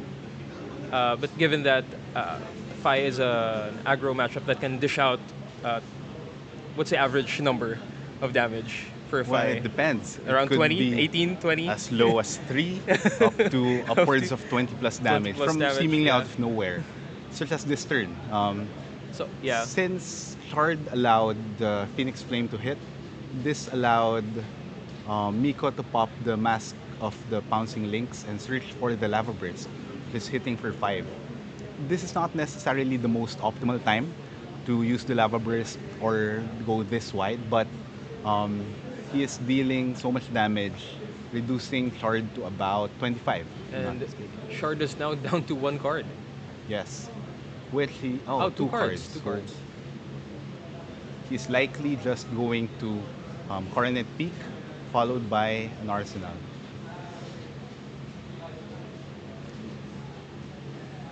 So what do you think are the key cards in this matchup, especially for Iyslander?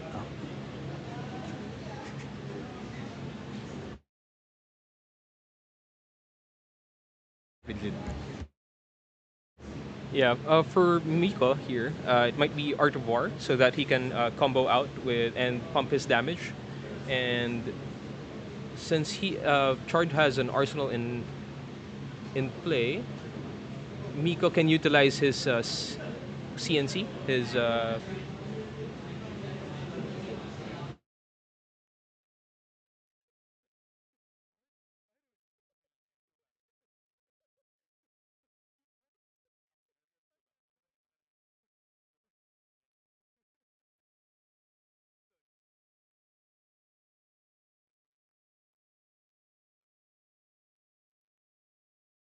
Okay, so some of these key cards we can see here are the Blizzard, as well as the Channel Lake Frigid, which is now in the arsenal of Chard. So Blizzard is one of those cards that could disrupt the turn of Miko very heavily, especially if he has a card of mostly reds. You can see that he did not pay for the Blizzard because he technically has to have another blue or two blues in order to attack with, to proceed with the turn. So this very inefficient turn for Miko was disrupted by the Blizzard. So unless he has a blue and a zero cost, I don't think he can do anything else with this turn. And if he does not, oh, okay, so he wasn't able to do anything except pay for the Frostbite, then Arsenal is his last card. That's what you can say about the beautiful graded Fendal spring tunic of yeah. Richard. I think this is one of the trends of many of our players now. to playing their graded price cards. Yeah, their decks play out. Yeah. And Flesh and Blood is actually a very good. Yeah, and then 9.5 rating is actually high in this Yes. card pool. 9.5 is almost perfect. Almost 10 perfect, is almost impossible to get, especially in Flesh and Blood. But a 9.5 BGS graded. I'm not sure if this is a rainbow foil or a cold foil, but I would love to see it firsthand later after the game.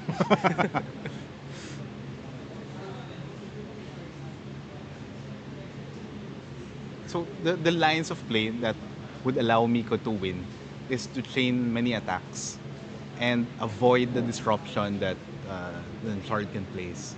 On the other hand, the way for Iyslander to win is for Chard to be very efficient with his attacks, such as the Wounded Bull, Enlightened Strike, Fendal's Fighting Spirit. Pitching away an E-Strike. Oh. So this is one of the key cards. The Ciela. Is Iyslander looking to fatigue Fi here? No. The definite game plan of the Iyslander is to tempo out the Fi and maintain a certain level of life parity between their heroes. More or less, you want to be around 5 to 7 hit points away between the two players, because you know that Iyslander, as with Kano, has an extra turn on the turn of their opponent because of the Storm Striders and the Iyslander ability to play from the arsenal. So what could ideally be used is either a Emeritus Scolding from Arsenal or a Ether Ice Vein from hand using Storm Striders, which deals 8 damage plus 3 damage from the Waning Moon. So even if we have this level of life discrepancy, this is still not looking too bad for the Iyslander. Especially since we see that Miko seems to be running a deck that is heavily favored towards reds.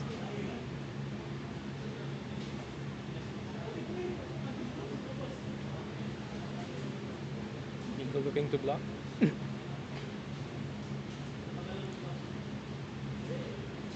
Another line of play is Mika could just take this damage and then swing back for a for a bigger chunk of damage. Yes, I'm not sure if Chard still has a card in hand, but the thing is, Miko is actually incentivized to block even just for a little bit since Channel Lake Frigid will still be active at the end of the turn during Miko's turn. So everything will be taxed by one more. So if he has all reds, He can just block with his whole hand. Yeah. block with his whole hand or try to look for a more efficient play such as a maybe an E-strike.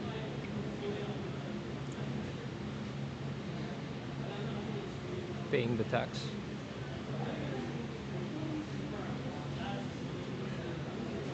And the thing with Phi is the damage goes up multiplicatively. If you allow more damage to hit, it would just lead to more damage.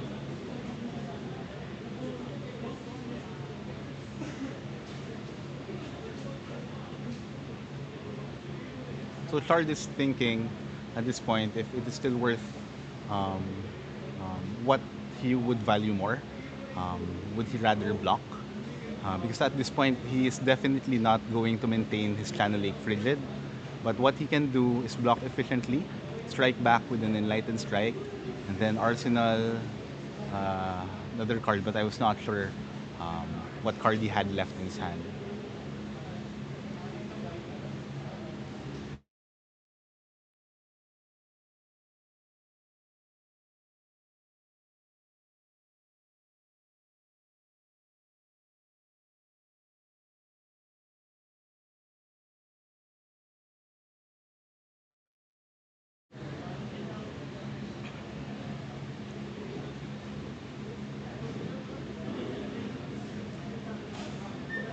So again, this is a very efficient attack from Miko, despite having the tax from Channel Lake Frigid.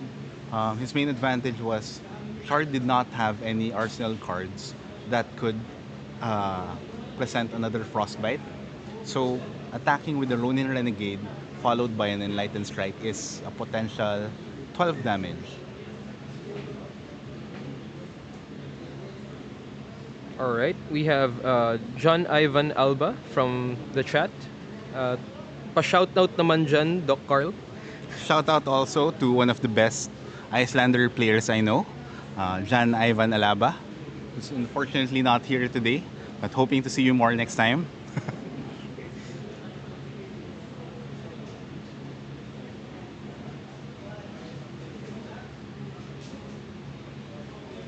So here is a very efficient swing back from Chard.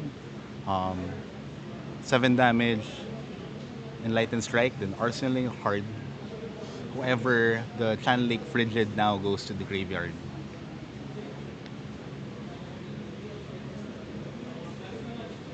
Again, Phi is non-stop. He will continue on attacking. And it's like you want to have Chard to have some breathing room to actually play out more plays or um, use disruption on his own turn, but that seems to be impossible given the amount of damage that Miko is presenting every turn. And I think that is just what Phi wants to do every single turn. So how can Chard steal back the tempo here, in theory? It would depend on several things. He has to have some sort of disruption in the form of Channel Lake Frigid, followed up by attacks that would also disrupt. At this point, he does not have the luxury of being able to play out any insidious chills that would allow him to disrupt the hand of his opponent. But right now, all he could do is maybe wait for a well-timed Blizzard or a Channel Lake Frigid on an off turn from Miko that would allow him to steal back the tempo with cards such as Scar for a Scar, Aether Ice Vein, or Kendall's Fighting Spirit, which I haven't seen so far. So this might be a different version from the previous list as we have seen.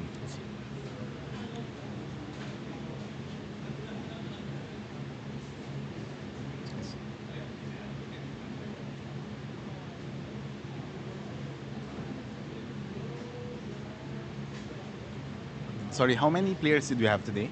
Around 61, I think. 61 players. I was supposed to be 62, I guess. Yeah. Oh, that's fine. It's a very big event for It ProQuest. might actually be at 63 because we have 2 walk-ins today. Ah, that's cool.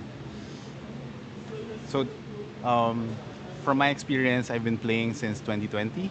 Um, the biggest ProQuest that I have attended so far was, I think, around 20 plus, and it we never played in such big rooms such as this, and I'm really glad to see the community coming together for such a big event in such a nice venue, and having a lot of new good players. Uh, I can really say that Fab is booming. What do you think? Yeah, it is. What was the average player count during Um, when around the time you started? Around the time I started, Yeah. our average player count was around 10, and we had online armories. I So see. our biggest armories, I think, was 16, I see. and you can imagine the difficulty of the logistics. Yeah. You have to check every room. If, are these players done? Right. And then you allow for a bit more leeway of time, since of course playing online is much more difficult, and it takes a bit more time to monitor. There were actually some times when we were playing, and um, while you're playing, you suddenly find that your opponent is no longer responding, I see. and then the next day, your opponent will say, "Oh, sorry, My I fell internet as- got cut. I fell asleep." asleep. It's very interesting how the scenery has changed for the Flesh and Blood. Again, we have a calling champion already, Right. which is Our I very think one own of the Justin biggest, yeah, one of the biggest Yeah. deals that has happened for the Fab community here in the Philippines.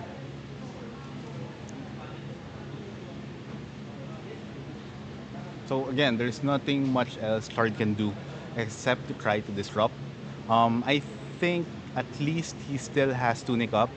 He still has the 2 block from Coronet Peak.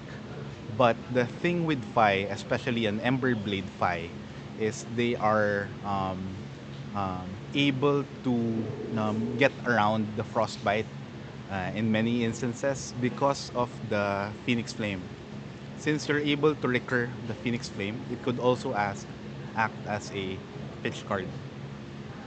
So technically negating what the, The Frostbite Frostbite, accomplished. So I think Miko has a very interesting list. He is playing an Ember Blade 5, but still running a pretty good amount of blues. In your opinion, what's the advantage of Ember Blade over the Kodachis? Ember Blade actually has more consistent damage, and it is able to have more pop-off turns since it is already a draconic action I see. when it is used to attack. As compared to Kodachi, you're dependent on Brand with Cinder Claw. Um, the reason players switch to Kodachi, and I won't be surprised if Miko also does this as well, is for Dromai. Because Dromai, you need to have a way to clear out their dragons. Right. And what the ninjas do is use Kodachi, attack the Ashwing. Ashwing, yeah. Kodachi, attack the Yendorai, or Yeah. something like that. And these are two heroes that aren't really that prevalent in the meta right now.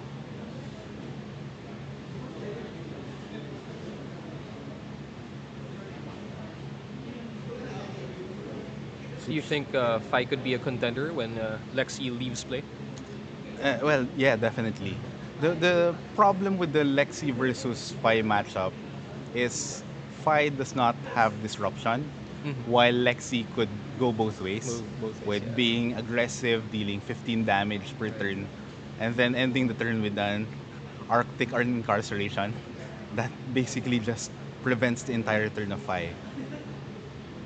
So yeah, me, I for one, I'm very excited for Ice to leave the meta, at least for a short while.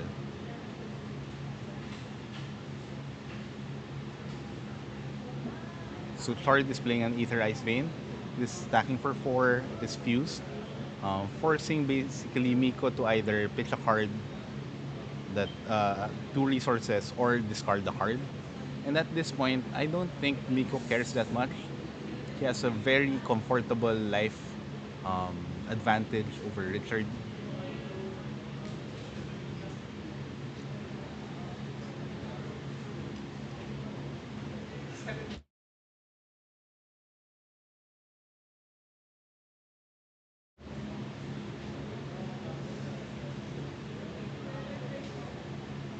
However, this is still not a. Um, this still does not mean that Chard is out of the game. It's out of nowhere. Chard could still come back if he's able to piece things together, piece cards together, and go over that 17 damage. One of the things, however, is I see on the side of Miko something I do not enjoy as a Kano player. And can you count the number of null rune? Null rune. Yeah. That is one, two, and three. Yeah, 3. That's very annoying for the Iyslander. Right. What's the highest ceiling of damage in a turn for the Iyslander? The highest ceiling is, I think, if not, I'm not mistaken, is 14 with Emeritus Scolding, Ether Ice Vein, and Waning Moon. But if Miko has blues on that turn, you can still prevent the 3 of those damage. What's the cap for Kano? There is no cap. No, yeah. Around 40s. That's what I was able to pull off. I think we make best had a podcast about that. What's the maximum amount of damage that you can do? I think it's around thousands or something. A separate podcast. Separate podcast. So watch For out for another that. day. Yeah, for another day. There's a problem when you put 2 Kano players That can be a together. whole episode. So let us know in the comment section below if you would like to see or hear a podcast about specific heroes.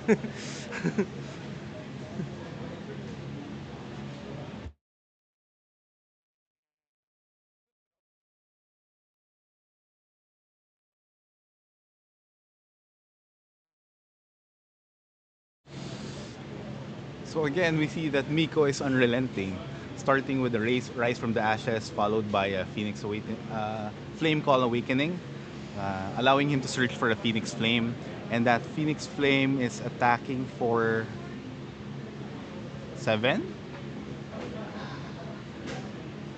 Yeah. Not mistaken. But again, Chard is still not out. He still has Storm Striders up. He still has a tunic that is going to take up the 3. So what Chard would like to do actually is just to survive for this turn and then deal a good enough amount of damage on his turn. And then, if I'm not mistaken, he has an Emeritus Scolding in his arsenal. And that's one of the key cards that he could use in order to push Miko's life over the edge.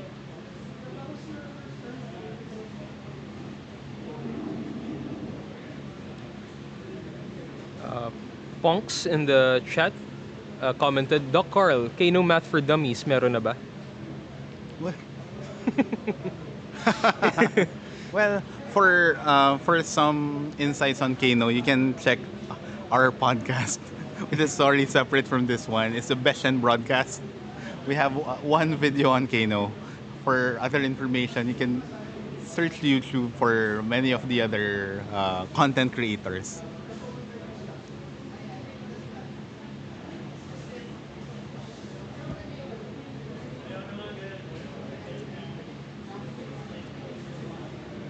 Oh, this is massive. This is a lava burst for 5.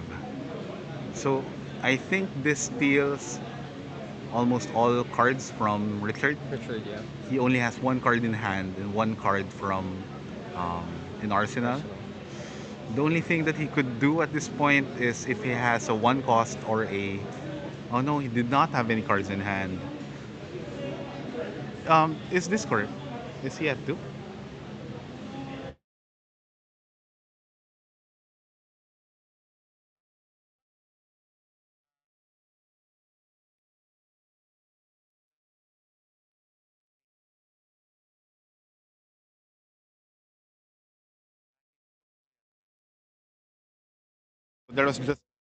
There was a small technical error. Miko is still at 15, and unfortunately for Richard and fortunately for Miko, this is very comfortable on the side of Phi because there is no combination of damage that he could use to actually deal 15 in 1 turn. Oh, Miko is actually at 11. At 11. At 11, that is quite reachable. But we'll see if he is able to push this last amount of damage. We can see that Chard's hand has only Scar for a Scar and the Fendel's Fighting Spirit. This technically presents 5 life. So Fendels can only block 2 and gain 1. But Scar for a Scar only blocks for 2. So if Miko has anything else that he could do this turn, such as a Phoenix Flame plus a Searing Ember Blade, this is going to be massive. Chard giving up his. He doesn't have anything else to block with. And that is game. Miko takes the win. So it's a very good game from both players. Unfortunately, Richard wasn't able to come back from the unrelenting damage of Miko. He played Fi excellently. He has a very interesting deck, and I would like to see more Fi in the upcoming games.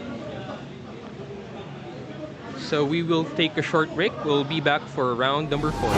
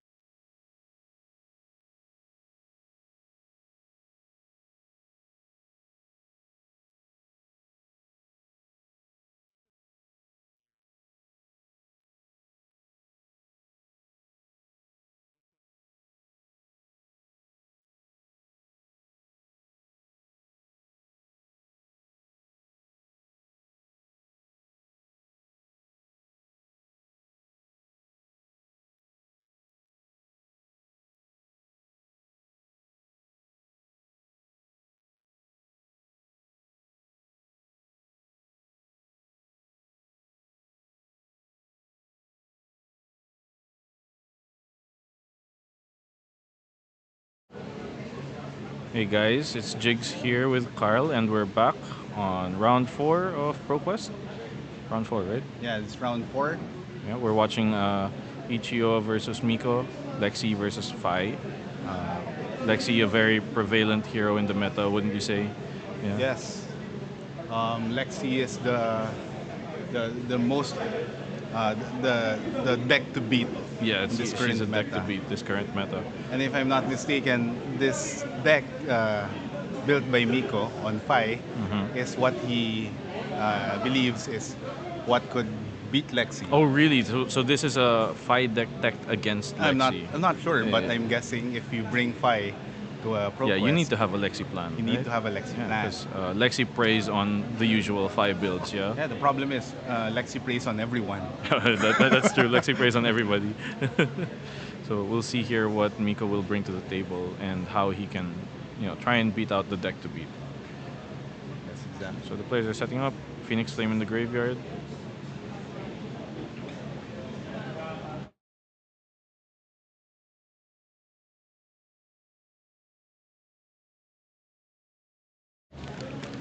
Okay, we'll see who will be going first. We'll just give the players some time to pile shuffle. So what do you think about this matchup? Well, generally, I believe Lexi would still be favored because, if Miko is bringing the Kodachis in, then one frailty would take out 2 points of damage per turn, and then it's exponential, no? If there's a frailty on the board. And then Lexi has more than a few ways to do that. There's Codex, and then Frailty Shot, right? Yes. Lexi runs Frailty Shot into Frailty some Trap. matchups. Yeah, Frailty Trap. If Ichiyo brings that into the side against Fai, that could be pretty devastating to land on a Kodachi. Yeah, but it's very interesting to see. But Miko is an Ember Blade game plan. Miko is on He's Ember not Blade, running any really? Kodachis. Oh, Yes. that is interesting. So the damage drop off of Frailty Trap will be significantly less, no? Because Ember Blade attacks for 3, so it'll come in for 2 instead. So Yeah, This is a player announcement.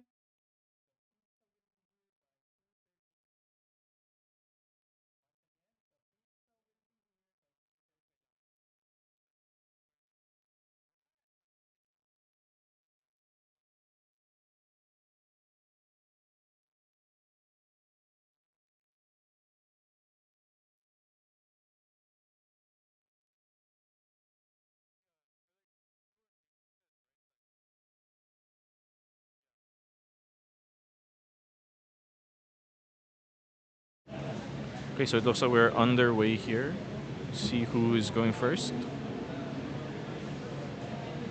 seems to be that Miko is on the play. Yeah, Miko is on the play. See So what the he can dish question out. is he going to try to push damage, or does he want to set up for the next turn? That's true. Having a card in the arsenal for later would help his damage output a lot and help with the crackback. Because as we know, one of the things that Lexis love to do is respond to on turn 0 and Voltaire in instant in arrows on their Yeah, a arsenal. bunch of arrows, yep. So that they can shoot a bunch of arrows on their next turn. But we'll see if they can do that. So it looks like Miko is opting to have a stronger turn later with Snatch, which is a pretty good ender. Unless we see the Snapdragon Skaters this early. You think Miko's I that don't kind of think guy?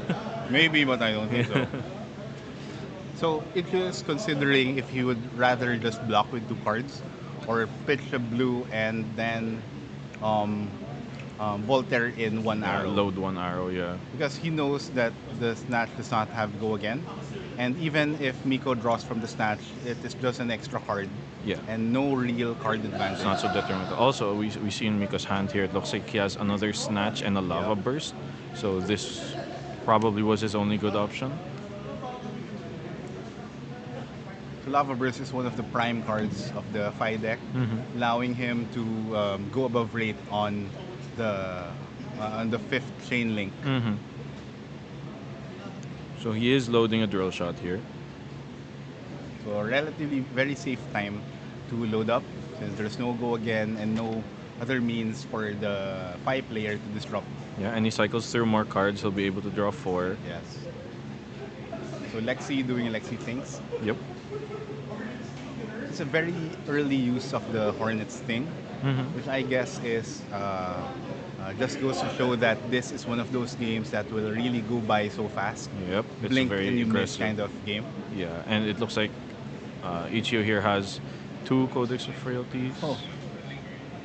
Is that another arrow inside? Yes, it looks in the like sand? 2 Yeah. Codex Frailties So he's loading. and 2 red arrows, if I'm not mistaken. So that is a fatigue shot and a. It looks like mischievous meeps, but I'm pretty sure they don't run that. I'm pretty That would sure. be very, very yeah, that would be spicy. very spicy. Okay, so there's a Heat Seeker loaded with Go again, most likely, yes. Yes.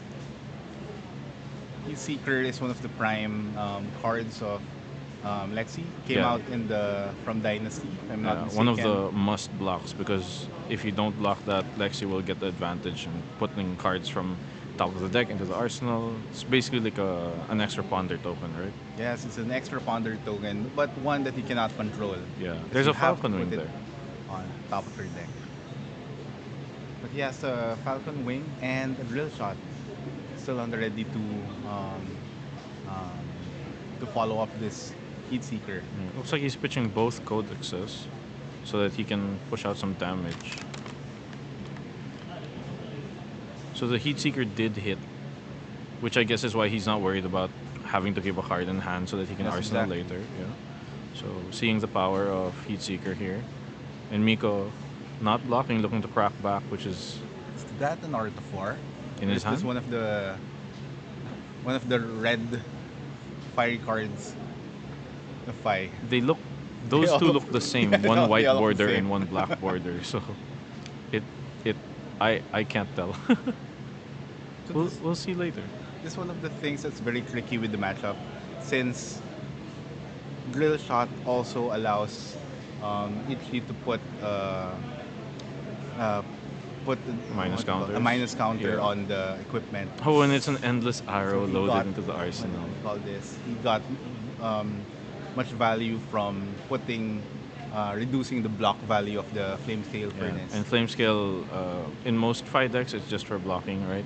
Yeah, I They think they that don't really was activate it. It was a boo-boo on the side of Miko. Mhm. He probably was not able to. He probably forgot about the effect of Drill Shot.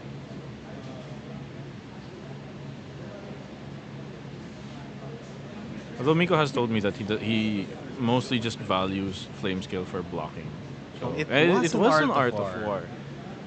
It looks just like that other red card that he's holding right now. In his hand. Yeah. So unfortunately, he pitched a red card, banished another red card, draw 2 more Draw cards. 2. So the next attacks are very highly dependent on what he draws next. Yes. He needs at least a blue Yeah. and a red. A Yeah. blue, so he's able to attack with the Ember Blade and another attack. Then the Phoenix Flame, and finally, And then the lava burst Then the lava from burst. Arsenal that we saw earlier. So it looks like he did not draw the blue. So he's pitching the lava burst. Oh, to flame scale. He's activating flame scale. Then playing Flame Call Awakening. and then, however, he does not have any good follow-up. Yeah, it's Aside gonna be from getting the Phoenix Phoenix Flame Flame, and get the then- Phoenix Flame again, Phoenix Flame, Or- and then lava burst. Or actually pitch it and attack with the Searing Ember Blade. Oh yeah, you could do that for more damage. But this is a scary thing about Lexi. You can see that There's a if three he of a has kind, a 3 of a yeah, kind, in their hand. endless arrow, and I think Yeah. 2 or 3 more arrows that he could use to. So they could block with Yeah. 2 cards, and then be able to keep the 3 of a kind, and still retain value. Blocking He's actually blocking with the blue. drill shot. That is just showing that he has Yes, another yeah, extra he has blue in an his extra hand blue. right Yep. now.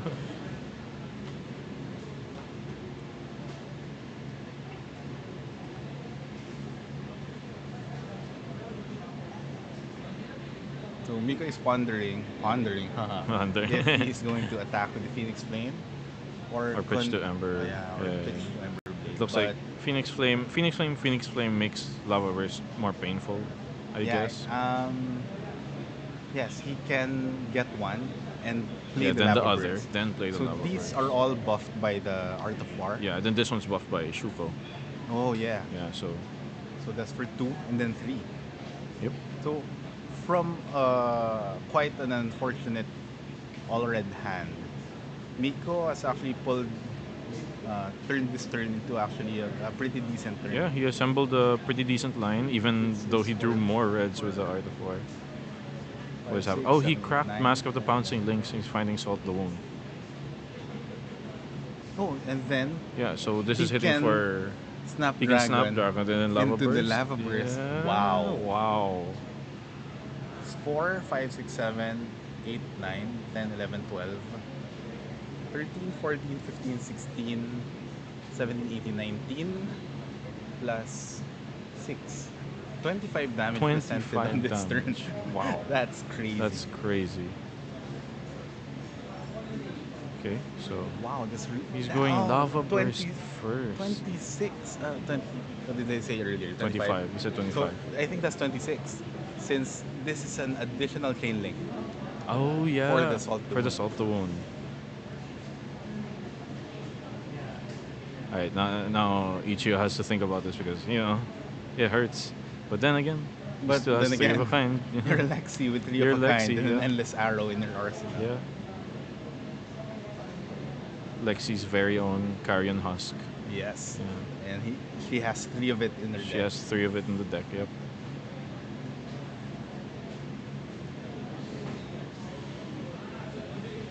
It's one of those turns that just showcases how Fi can just come out of nowhere. Yeah, And- even with an all red hand. Yeah, oh yeah, when we first saw the hand, you'd think that he was only going to play Brand, then a Flame Call, then end with the Yeah. Phoenix Flame. Yeah, but no. Yeah, with Mask of the Pouncing Lynx. And I guess Yeah. that's why he didn't block the drill Yeah. shot with the flame skill because he knew he would need it for this thing. Exactly. Forced to block with armor. Forced to block. Wow. 3, 4, 5. And that's giving up the trench. So I'm not sure if Miko is running any Warmonger's Diplomacy, but this actually is potentially a very good matchup Yeah. to have Warmongers in Yes. your sideboard. Yes, and then having the trench kind of slows down Warmongers. Like it counteracts Yeah. Warmongers, but now the trench is gone. We'll see how Ichiyo plays around Warmongers this time, or if he will play around Warmongers at all. Oh, so he did not have a very good draw from the Three of a Kind. He Yeah. drew 2 non-attack actions and And the 1 arrow. premeditate an arrow So and those premeditates and the Winter's Bite, he can't play it this turn. Mhm. Winter's Bite is a good card to have the start of the next turn. However, the it will just clunk up yeah, his hand actually. yeah, because he can't play cards from hand. That's the effect of Three of a Kind. So it's very interesting. You can see that Miko does not block with the Tiger Stripe Shuko, Mhm. even though he knows that Yeah, the drill a counter is shot gonna go on it. Yeah. put a counter on it. So this is just telling me that he values the +1 unpreventable damage Mhm. that Shuko is Yeah, able that to Shuko bring gives, to yeah. the table. Looks like he's popping quick. Oh, Oh, revealing a Rein another whiff. Razors. That's a whiff. Yeah, you can see he's kind of holding his head like, oh god, what was that turn? And So shooting if out he the does endless play arrow. the endless arrow, He can Miko is arsenal actually the pre-med. incentivized to block with 1 card Mhm. plus the Shuko if that is the direction that he would want to go. Mhm. Or he could just actually take it. Yeah, if he takes this, he's technically IPing Ichiyo because he'll have 2 cards in Mhm. hand, arsenal 1, and then Mhm. he'll only draw 3 instead of Mhm. 4. However, he knows that the next card It's Rein Razors. is Rain Razors, and with an endless arrow, that is a potential Yeah, it's 2 to 6 very damage. deadly. Yeah, very he could deadly. add. So he did take it, He did take it. and it looks like he's loading it with what's left. So he can arsenal it anyway. So But he you had a can second see load. that Miko has a pretty good card follow-up, Ah, yes. which is the Command and Conquer. Command and Conquer. Very beautiful card into the Lexi matchup. It says destroy cards in your arsenal, not just one card. So it will blow up everything if you're not careful. It's actually pretty interesting how he will want to sequence his turn, since many of the Draconic Ninja cards have their hit effects. So it actually forces the Lexi to think about their blocks, because they know if they don't block, the turn of Miko might go Yeah, on. it'll get like It'll stronger get and stronger. longer and Yeah. stronger. However, we know that Miko's plan is to play a play CNC. CNC. So if they block this and then they don't have enough cards to block CNC, Exactly. it's a big It blowout. is a blowout. Yeah. And Premed is a 2-block, I believe, right? And Codex is also a 2-block. And Rein Razors. on the arsenal, I think. I think he drew another one. He drew another yeah. Premed. Premeditate. Yeah, Premed, Codex, Oh, so and the Rein Razor. So he only effectively has 2, 4, 7 block in his hand. So if he Miko- blocks any one of these, Yes. the CNC is getting through. So Miko is actually playing this very brilliantly. He faked out the turn that he was going to do, Yeah. and ending with the CNC. And this way, actually, he has to block with 3 cards He has still. to block with, or yeah, He has to block with 3 cards because those are 2 blocks he and the has 3 to block. with the premeditate, The Codex and the arrow. The arrow. Then he'll only have the Rein Razors in hand. Well, I think that is the best course of action he could take, because his next turn is actually pretty good. Yeah. Just play a premeditate followed Premeditate, by the endless arrow. That's going for Yeah. 7. With the Rein And Razors then back up too. you can put it as backup, Mhm. or can Can arsenal, arsenal. Yep. the Rein Razors for a bigger turn next. Blocking for 7. Ichiyo was like, do you still have any reactions Yeah, left? no, nothing, no lunging Do you have press. pommel? No pommel. Okay, so here, it's a- like we said, the premeditate into endless arrow. It's one of the things that I think should many players should be aware of, is to know the cards that you could play when you don't by not even if you don't pitch anything. And this is one of the most powerful combinations. Premeditate, then an endless arrow, not pitching anything, dealing 7 damage with 3 hit effects. Yeah, 3, 2 hit effects. 2 hit effects. Yeah. And this is massive. However, Miko should know that this is a Rein Razor. Yes, if he was paying So it's attention. either he just doesn't block, or he Yeah, blocks or he it forces the Rein Razors effectively. now. Yeah. Looks like that's no blocks. So premeditate and endless arrow. Thinking about it, Yeah, will he load the endless arrow so to have an additional arsenal slot? Because now he's gonna have too many cards with the premeditate, right? other thing that Ichiyo could do is load the endless arrow again, Mm-hmm. and then attack again with the endless arrow. Oh, he can't, for right? 5. Because he doesn't have go again. Yeah, You're correct. He doesn't have go again.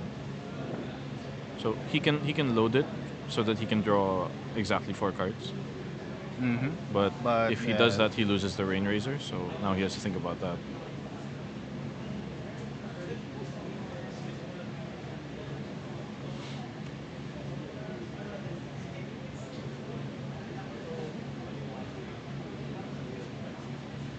Yeah, he does not have go again. Mm-hmm.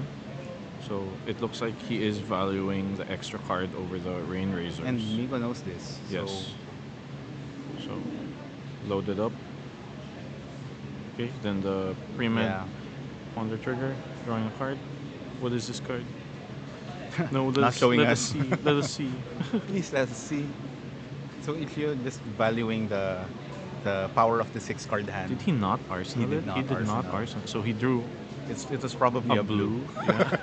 Exactly, a blue. Probably That a is blue. not Winter's Spite. Yeah, that's not Winter's White. Okay, Miko here. There is a So it's a Warmongers in his very- hand. It's a very scary to be in the side of Ichiyo, since you're also at that point where you don't want to block, and you know that the fight can still pull out a 15-20 damage turn. Yeah. So here, like, Yeah, he does not want to block this. So if he takes the damage, if he takes all the damage, he's thinking like I can crack back. But then if Miko plays out Warmongers, he effectively like stops probably more than half the damage. We'll see the point value later on. Yeah, and if this last card is a snatch, It's a Warmongers. We saw. it's a Yeah, it's a Warmongers. Warmongers. so he's not actually incentivized to play it since There's already an arrow there's loaded. already an arrow loaded, and there is no card that is face down. Oh yeah, that's true. That's true. He can save it for later. But he is at 12. He is a 12. Looks like he's activating Ah. Phi. Okay. Hitting 5. Getting the Phoenix Flame. Phoenix Flame This is coming out. attacking for just one. Yeah, just one. Takes the one, and he's playing the Warmongers. And now I think actually he can load that Falcon Wing because the Falcon Wing has go again. So he'll be able to present 7 damage on his Yep. turn. Falcon Wing followed by Endless Arrow. Oh, it looks like he did not load it. But I don't think this is going to matter since what Ichiyo could do is just use the Arctic Incarceration as a... So he'll load up the arrows and play the Arctic Incarceration and hope that staves off Miko's turn. no. He's going to load the arrow and maybe arsenal the Arctic Incarceration. This is the 7 damage turn that you said. I think this goes for 8. 3 then 4. 4. 4 plus then 4. 1, Yeah, plus 4 1. then 4. 8 And then Arctic but you Incarceration. can't. You need to arsenal the Arctic Incarceration this time. Yeah.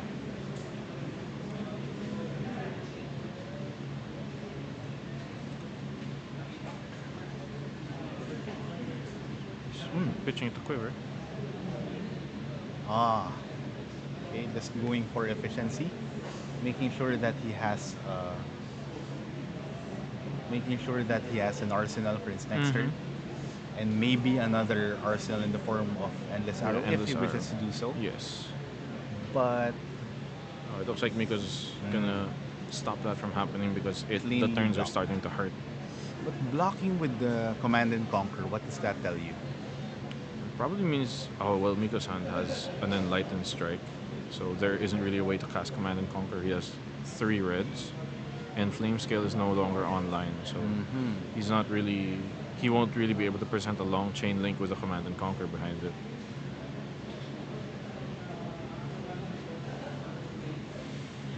Here he's shooting for 3. So Ichiyo is playing very conservatively, Yes. which I think is the correct call. Because like you for know that 5 you draw have a your big cards, such as what we see in his hand. Oh no! Another three of a kind. kind. Yeah, and it looks like Miko went 5, draw a card, and the card he drew was a blue, which is not really something you what want to want arsenal.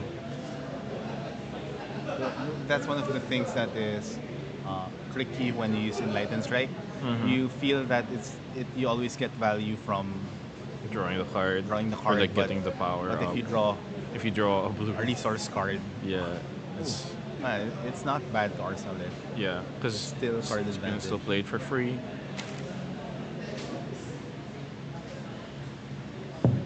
To those who have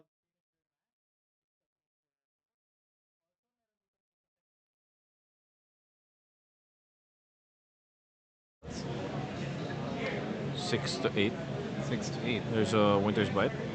And is that another Art of War? It has the fire thing and its white border. Has the fire thing It and might the be white Art of border. War. Oh yeah, if That- it's that's- white that- border, that it's describes, not- like- likely not a pricing card. Yeah, likely not an uprising card. So I see it he was has to Art of pitch it, War. though. But he pitches it.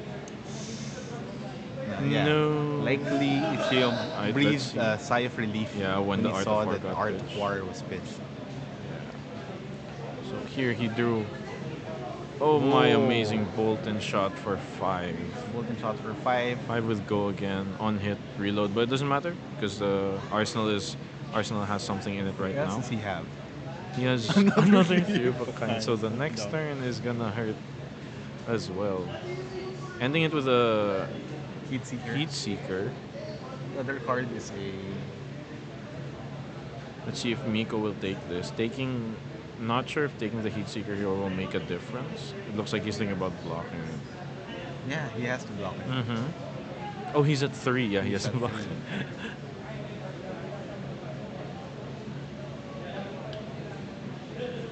To this point, he's just thinking of the most efficient that he can be. Yeah. He still wants to threaten the life total Ichi, but at this point, they're not sure if it is actually possible. Yeah, because here he can present, I think, 5 damage if the blue is swinging for 2. That is one of the things that you could do. Yeah. But then Ichi's at 6 and he has a 3 of a kind. Looks like he drew a And he Tarpet also has a Trap as Tarpet well. Trap. Oh, there's a Tarpet Trap. Oh. No on hits for the next thing. And he's done. Yeah, this might be the last turn. Yeah, maybe. We'll see. 3 of a kind, drawing 3. So there's only 2 arrows coming out of this. Yeah, unless this for... Oh, no, it's going... Infecting Shot first. For... This has to be blocked by 5. Yeah. 2 cards, unless he has a bunch of 2 blocks. He's likely going to follow up with another... Oh, he has a Falcon Wing in hand. No, he has a Bolton Shot. Oh, there's a Bolton Shot. I think that's a blue Bolton Shot. It's a blue Bolton Shot. Blue Bolton Shot. You can follow up with another Infecting Trap. Yeah, another infecting shot. It's blue though. So if Miko does not have a 3 block, he does not. Those are 2/2 blocks. This is going through.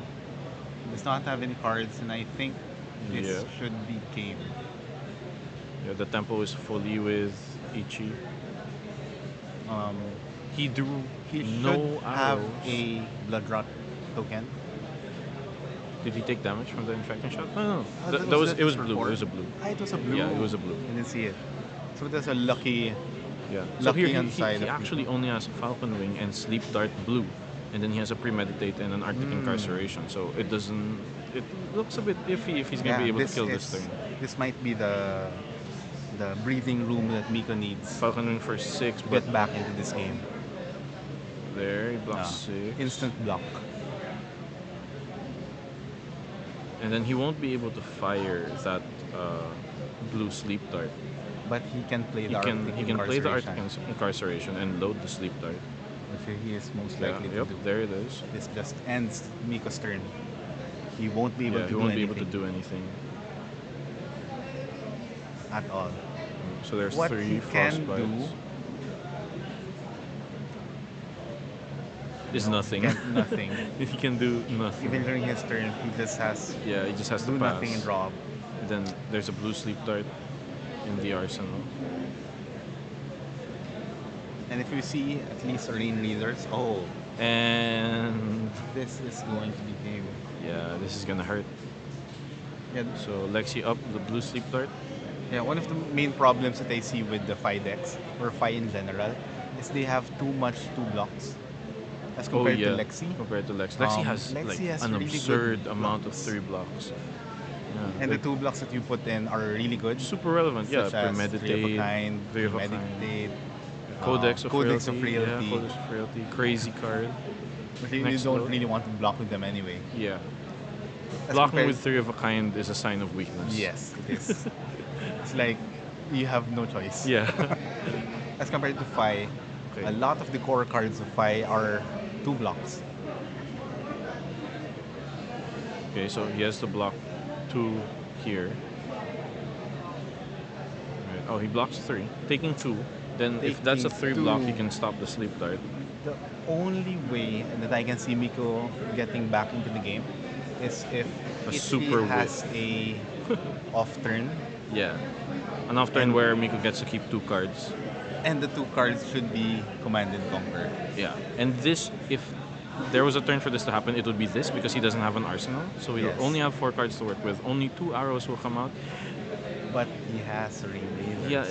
Yeah, that's Rein Razors, and however, Miko is down to 1. Yes. You have to respect the next attack, so you have to block with at Looks least like he's 2 cards. casting Art of War, So he is banishing, drawing, and I guess buffing gaining the +1/+1. Yeah, and +1/+1. that would be really good if he gets A 3-block. 2-3 blocks. Yes. And he blocks with the 2-3 blocks. The problem is, he's likely going to block with Yeah, the 2 exact. blocks or exact. Right? And with the Rain Razors, which Ichiyo is considering right now, it would be game. Yeah. So if there's a random defense reaction, Oh, I actually think that there's the Rain Miko Razors. runs Some some defense defense reactions. But maybe Yeah, we know that's a blue in the arsenal, and That's yes, game. that's game. So very- Lexi, still the deck to beat. Yeah, Lexi still the deck to beat. That was well played by both players. Yes, very well played by both. But Miko took some pretty interesting lines, and Yes. I'm still so impressed about that turn with 4 reds, and he was Me able too. to churn Me out too. an absurd amount of damage and Yeah. knock Ichiyo's life total down. And for that turn, he wasn't even able to play out his Ember Blade since he had all reds. He had all reds, yeah. But that's well played by both Yeah, players. very well played. But you can see the main advantage of Lexi. Lexi has disruption in the form Yes. of Winter's Bite, Arctic Incarceration, and he also has 3 of a kind. Yeah, which is anti-disruption. Okay, Yeah. 3 Carrion Husks. Yeah, 3 Carrion Husks. We didn't even get to see Codex played this game. Yeah. So that's another card that you have to watch Yep. out for. So, yeah, that's it for this round. We'll see you guys in the next one, and that should be soon.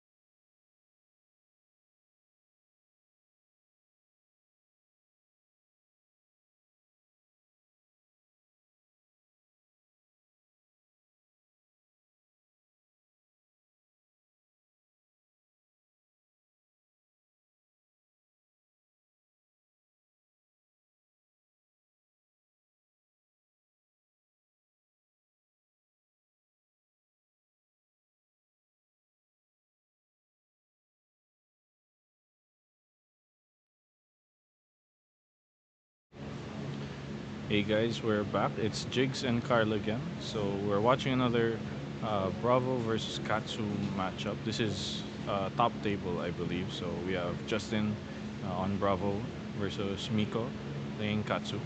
And this is one of those matchups that are uh, that throws back to the earlier days of Flesh and Blood, with the Welcome to Wraith. Now we have all the good additions to both decks. Yeah, we got a bunch of new cards. Bravo has the new shoes, the Yes. 3,500 peso shoes. Yeah, I agree. And it's one of those cards that is very effective for Katsu because most of the attacks of Katsu have go again regardless. So Yeah, so the quicken token doesn't really yeah, matter it so doesn't really much. matter in most cases. You have to learn how to block properly with it. Like you block the second to the last attack, so that the last attack has go again. Then yes, like nothing else to play. And I think that is key for this matchup. They should know when to block and Yes. when to present damage Yes. on their turns. I've made the mistake of blocking the last attack, and then on the next turn he plays an E strike for 7 with go again. So And it's also important to note that both players will definitely run some form of reactions, yes, such as pummels, such as laser reflex or flick art of war, flags. flick Yeah, flick flags. flags. So it's not. It is relatively straightforward for the viewers since there are not a lot of shenanigans in the forms of arcane damage, allies. Yeah, it's This a is relatively fair matchup. right? relatively fair Yeah. matchup. So the Kodachi's coming in, the classic Katsu opener. Yeah, the turn one Kodachi that will definitely leak through since you won't block both of these.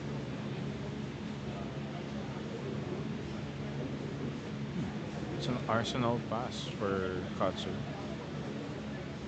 So I kind of glimpsed his hand. It looked like he had a sink below He also had an art of war. and an ancestral empowerment. I saw the ancestral a while ago. Yeah, there's the art of war. Yeah. And here's a surge into Spinal Crush, keeping one card in hand. So this is one of those turns where it is very nice for the Katsu player to have a sink below, since he could just block with the 3 block plus a sink below to counteract the.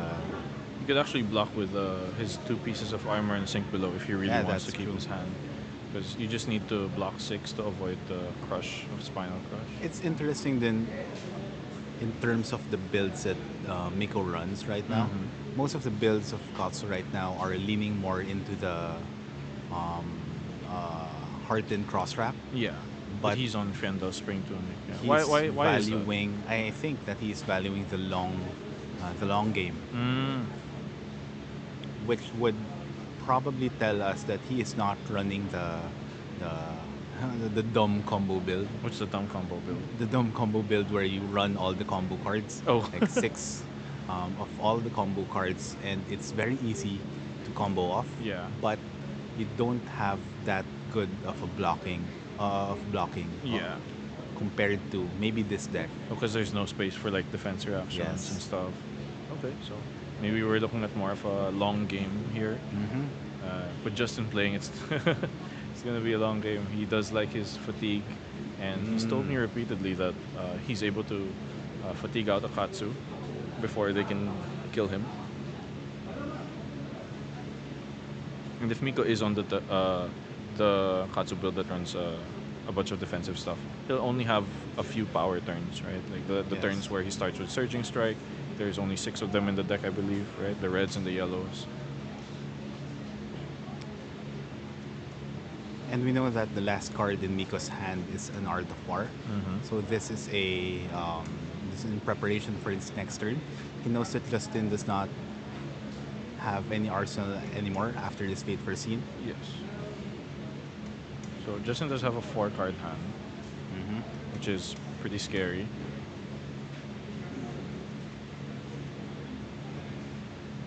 Okay, looks like it's a dominate into Spinal so that he can keep an Arsenal card.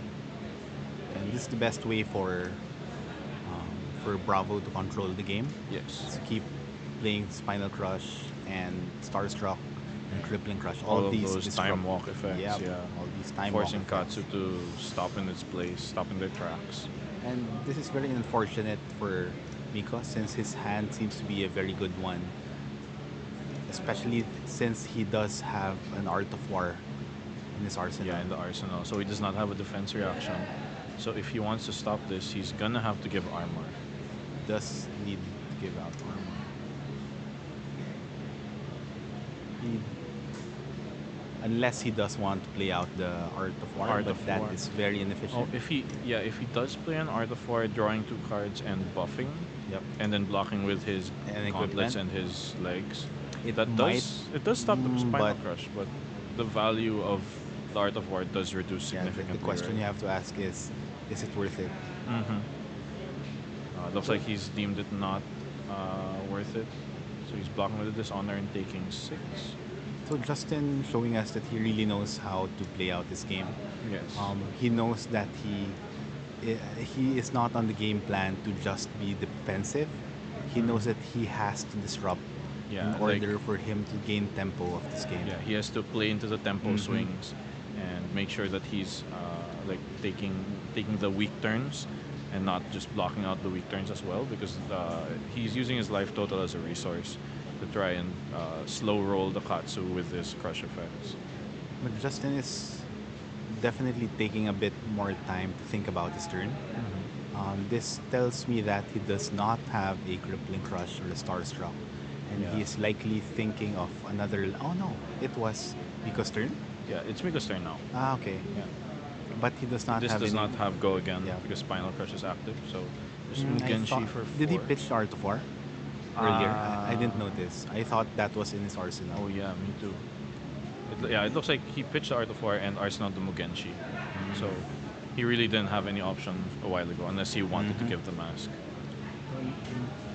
It's not bad for a turn on the side. Yeah. Draw 2 cards here. 1, 2. Yep. And you can see the third Spinal Crush. Yeah. He doesn't have a surge though, but he will just play it. Yeah. Yep. So this is demanding 2, 3 blocks. The good news for Miko is that this is the last Spinal Crush. However, as we all know, after the Spinal Crush comes the Starstrucks and Yeah, and look what he Crippling just Crush. pitched Yep. there. It's a Starstruck.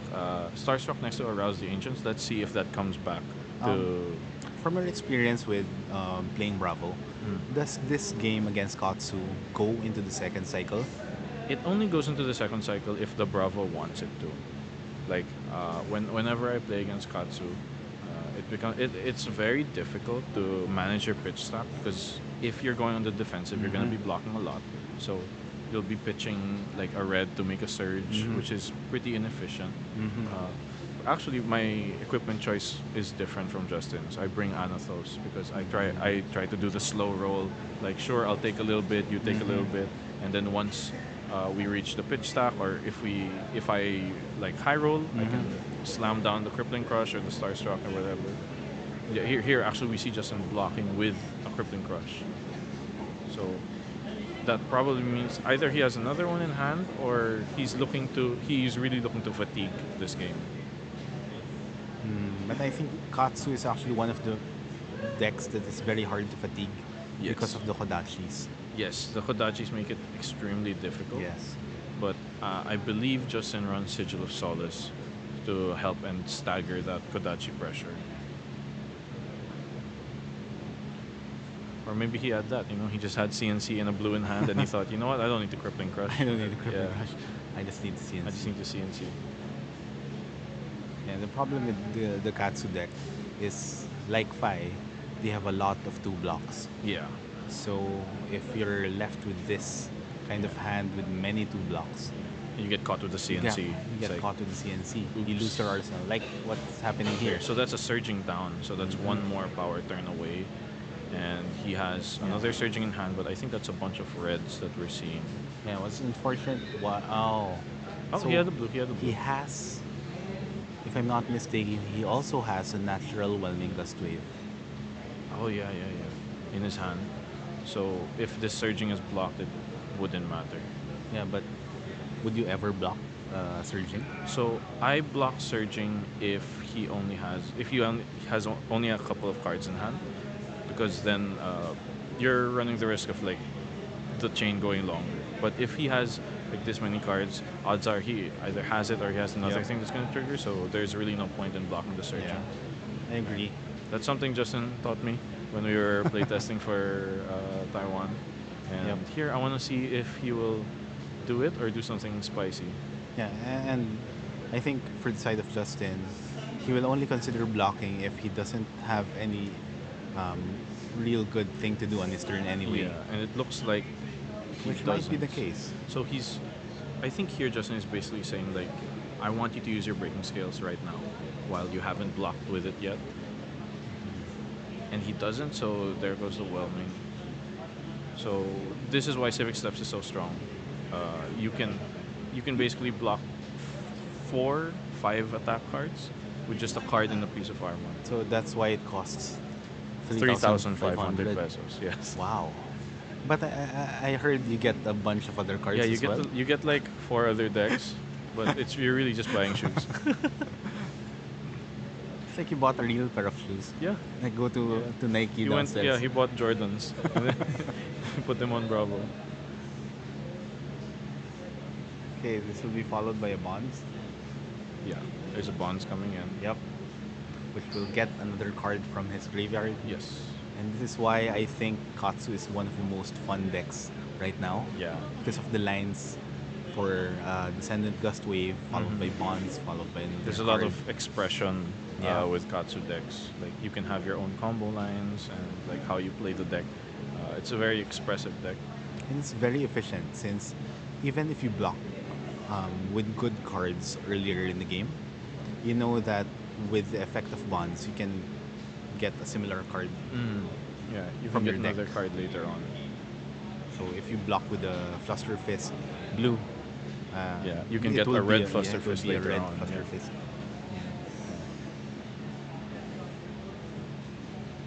Yeah, people say that the Dishonor line is one of the more scary lines, but it's actually not what you always want to play. Mm-hmm. But the threat of it is always there, just like the Mask of Momentum trigger. Yeah. Well, the Dishonor line is pretty scary to me. Yes, but it's very scary. when I played in Calling, I actually got hit with the Mugenshi line, which was a lot of damage that I did not expect. And a lot of recursion. Yeah, a lot of recursion. Yeah, you got All the, the Lord surging of Wind, all the strikes, surging all of strikes, the and they all came whelming in, gust and waves. I just died. Okay, so the Dishonor is something that Justin definitely Yeah. wants to block. It forces a piece of it to equipment. So he's blocking with the Starstruck. So you know that he really wanted to play out with Starstruck. Yeah, but you cannot afford to can't. get hit with a Dishonor. He can't. And Absolutely. giving 2 pieces of equipment also feels bad for a Dishonor. Wait, Civic Steps is Battle Worn? It's Temper. It's Temper. Yes, so it blocks 2, then it blocks Wow. 1. That's why it costs That's why, 3,500 that's why it costs pesos. 3.5. It's like you're buying actual Jordans. Oh, he had the Crippling No, he had a Crush. crippling crush. No, that makes sense. There it is, yeah. So I guess Justin saw that there is no arsenal, so probably the best time for a crippling crush is now. Because if he wants to stop it with just cards, Yeah, the only- that's 3 cards. Yeah, the only thing you can do here is block with 3 cards. Yeah. Arsenal last card. Or he can get the armor. Mm, Yeah, 2 cards and 2 armor. Yeah. But that would be winning for Justin, I Yep. think, because then with the armor gone, Mhm. dominate, like, And like that is jamming the- dominates better. just the second Crippling Crush. I Mhm. think Justin still He- has. Yeah, he blocked with 1. Yep. This is the second, so there should be another in the deck. And there, And he has 2 more Starstrucks. there's a Starstruck with a Rouse With the the Rouse the Ancients next Ancients. to it. And sometimes that's all you need. Yes. Don't You need all that, of them. that one, or like No, the 2 pitch stack He cards. gives the equipment. 2 cards, 2 equipment. Okay, so Not bad, not bad. this turn is gonna be Kodachi something. Kodachi Arsenal. If it's just Kodachi Arsenal, that would be ideal for the Bravo player, yeah? Mm-hmm.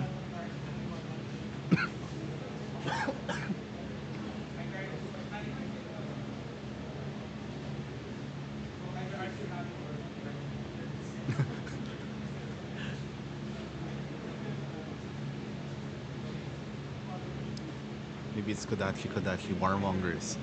Like, Ooh. freaking out of nowhere. Doing nothing. Doing nothing.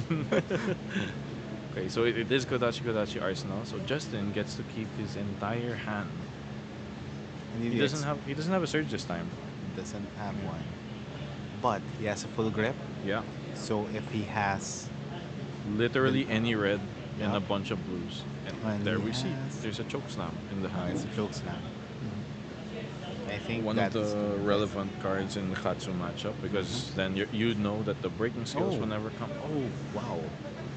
Oh, I actually like this line from This is a Justin. good line. Yeah, because And he gets to Arsenal choke slam. yeah, he'll Arsenal to choke slam for later because he can play that off of just two Yep. cards anyway. So this is Just presenting damage. 11 damage. Yeah, this 11 turn. damage. Very efficient.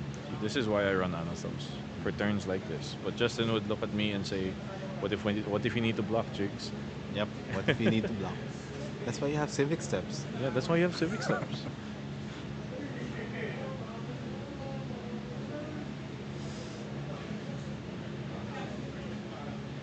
So again, this matchup is very tricky. Because This is not dominated, but it hurts. it hurts a lot. And Miko is already at 20 life. And sometimes, as a Katsu player, sometimes you do value these turns where you are still given the option to block, as Yeah. compared to those turns where you're Yeah, it's just dominated dominate and you can't do anything. Oh, it looks like he played a Oh. reinforce the line just to stop the damage. Oh, that's nice. So here's 4 coming in. The Katsu player has 2 cards in hand, 1 in arsenal. Yeah, what's fun about Katsu is you still have pretty good 2 or 3 card hands. Yeah, If you have a surging into a whelming. yeah. And that- it looks like he has some combat tricks Mm. up his sleeve too. Yeah. So this is a 5, potentially going up to 7 because of breaking scales, and I believe he has ancestral empowerment in his hand. he will definitely play that and Yeah. pray for Pray for no D reacts. no D-reacts.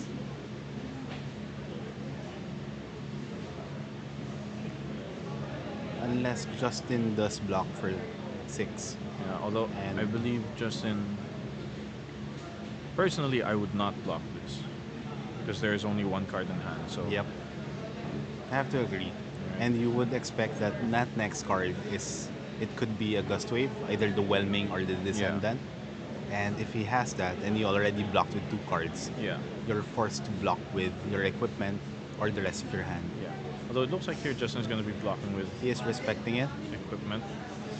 If he is blocking for Exaxes, Yeah, he's blocking for Xaxes. Fate for C. ancestral empowerment will be incentivized. I would guess that he's likely to do it. He could rearrange his triggers to draw first, then decide if he Yeah. wants to Katsu it out. Yeah, And it is potentially a blowout if Justin has a card that he wants to keep in his hand.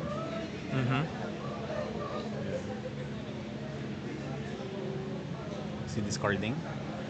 yes, Ooh, he's discarding a Wind. Lord of So Wind. he's likely going to get a whelming gust wave. The question is, does he still have one? Yeah, does he have any left in the deck? He does. Yeah, A red there's- one. there's the whelming. Going for 4, potentially 5 with the breaking scales. Yeah. So Justin will likely block this with 2 cards, which is generally what you want to get out from this turn. I think he could also go with a card and tectonic plating just Mhm. to cover the breaking scales. But then there is merit to forcing them to Yep. pop the breaking scales early so that you don't Mhm. have to think about it anymore later on. So maybe a card plus civic steps here. I think it's key that Justin is actually keeping a 5 block on his equipment. Actually 7. Yeah, With because the he still steel has braid a steel braid buckler. Just so that he can block the next surging. So for that turn that he draws the crippling or the starstruck. Yes. He can just block with Yeah, equipment. block with equipment and just then go for ham. Yeah.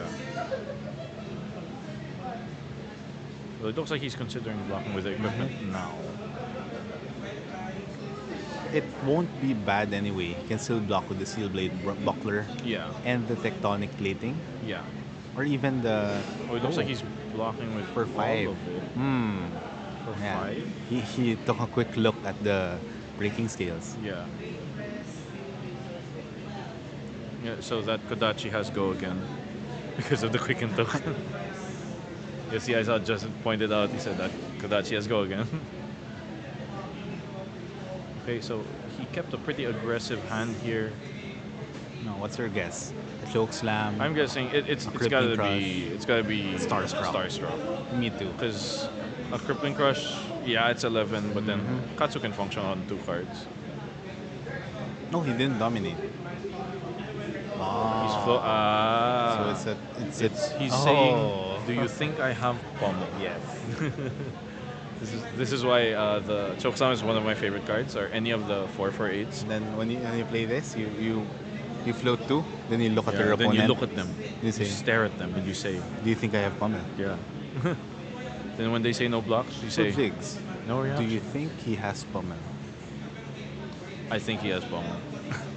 I I believe Justin has pommel. Yep. And if he doesn't have pommel, that's more powerful than actually having Yep. pommel. And he'll arsenal it, and then later on he'll crown it away, and we'll never know. Regardless of what happens, if this choke slam hits, Miko will go down to less than 15. Yeah, because the And 2 he card won't block have any here. turn, Yes. regardless. Yes.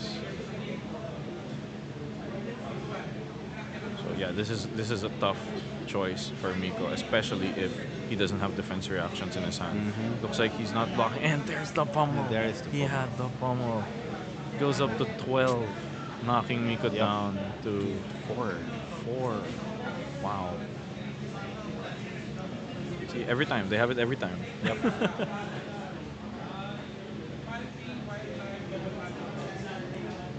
Okay, and Justin's at a very comfy 22 life. So Yep. whatever happens here, With choke slam active. yeah, with chokeslam active and with armor that will block Kodachis and whatever else.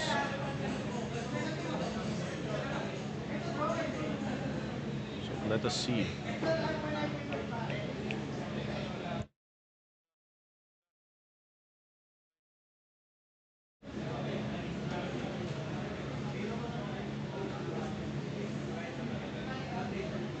Okay, so there's a Descendant Gust Wave for 3. So it's also interesting to note that despite that really bad blowout turn, Miko still has breaking scales and Breeze Rider boots, which are switched out right Oh yeah, now. his hands are on his feet, Yeah, and his he- feet are on his hands. After, Katsu got after being confused. choked by Yeah, Bravo. he got confused. So, Breeze Rider boots is actually very powerful in this in any matchup, since you could extend your turn Yeah, for give so it go long. again. Yep. If since you give each card you have with combo go again. Yeah. You don't And- actually have to trigger the combo. Yeah, you don't in have it. to trigger it. You just have to play them out. Yeah, you just start playing them. And we see here, Justin is not blocking with cards from hand. Yes. He's blocking exactsies and saying use your breaking scales or never use it at all. Yeah, and I think that he can't use it. Can Oh, he because use? Chokeslam is Chokeslam is active. active. Right. There's no buffs. He's giving it go again. Oh, just in pointing out like, hey, you're wearing your shoes on your hands, dude. Like, what are you doing? Wait, isn't Chokeslam Yeah. active? And here Justin says Chokeslam is active. Yeah. Yeah. And that is the proper way of dealing with that scenario. Yes. You don't actually have to remind your opponent by keeping a token of the chokeslam in play, Yes. as long as you were able to declare Yeah, like that this is a chokeslam, the chokeslam hit. that the crush effect is active. So here we have Kodachi. So the breaking scales was Useless. fortunately useless. So we'll see how backbreaking that is. That's one of the veteran moves or rookie mistakes that you could have. Yeah. So here's a attack for 4, and honestly, I think Justin can just take this Yeah, because you he has just no take cards everything. in hand. He's no cards in hand. If he can dominate a random attack, Yep, he doesn't have to. yeah, it could be like a, well, maybe not a blue, but He just needs to dominate a crippling crush and yeah, just the needs to game's dominate over. a red. Yeah, and the game's over. And even if Miko draws 2 sync belows and has 1 in arsenal. Yeah. Oh, what he could draw is if he drew another reinforced line, and Oh. along with a sink below. Makes sense. There's a dominate crippling crush. So Here it comes. Oh, Do you have also it? Art Oh, of there's an War. Art of War. That Art So of War, he could cycle the Art of War. it's like a beacon of hope. Will the Art of War draw you Tyria? He doesn't have any choice actually. Yeah, he has to. He has to draw exactly sink and reinforce the line to survive. Yep. Or you could choose the other option And throw equipment in and front. block with your arsenal. But is it even worth it? I appreciate it. So prayers. Banishing It's a card time to for pray. prayers. Who? 1, 2. No, And it's drawing another another Art of War. War. Okay, okay, We'll again. see, we'll see. One more time, one more time, One more time. Wait, that puts his stuff up to Yep. 5 This block, one. right? Uh, If he has a 3 block, yep, it goes blocks to 5 4 now. and then 5. Yes. Yeah, so now if he does that and he draws a 3 block, he can block with Mask and Tunic just to survive. Yep. But that does feel bad. It does That feels feel so bad. terrible. And the next turn, it Justin just draws a Another Spinal red, Crush. and like Any red, choke slam. There it goes or again. You can see the chuckle from Justin. Yeah, Like, he said, oh. what's happening? Another Art of Yes, War. Sabanch is surging here. Yeah, those are both 2 blocks right now that Yep. he's holding. And a Razor Reflex. Yeah, it's a Razor, it's a 2 block. It's a pretty interesting card in Katsu. Yes, it is. He doesn't have a choice. Yeah, he has to He do has it. to block with a 4, 5, 6, 7. And that wouldn't be enough. Needs to block with the 3 block. Yeah, the And 3 the block mask and the Mask and the Tunic. Otherwise, he's dead. He's dead, yeah. Okay, banish it, draw. What do we see? He does draw a 3 block. Okay, he drew the 3 block, which now blocks 5. Then he blocks Mask Tunic, and then he can Kodachi with a Razor Reflex behind it.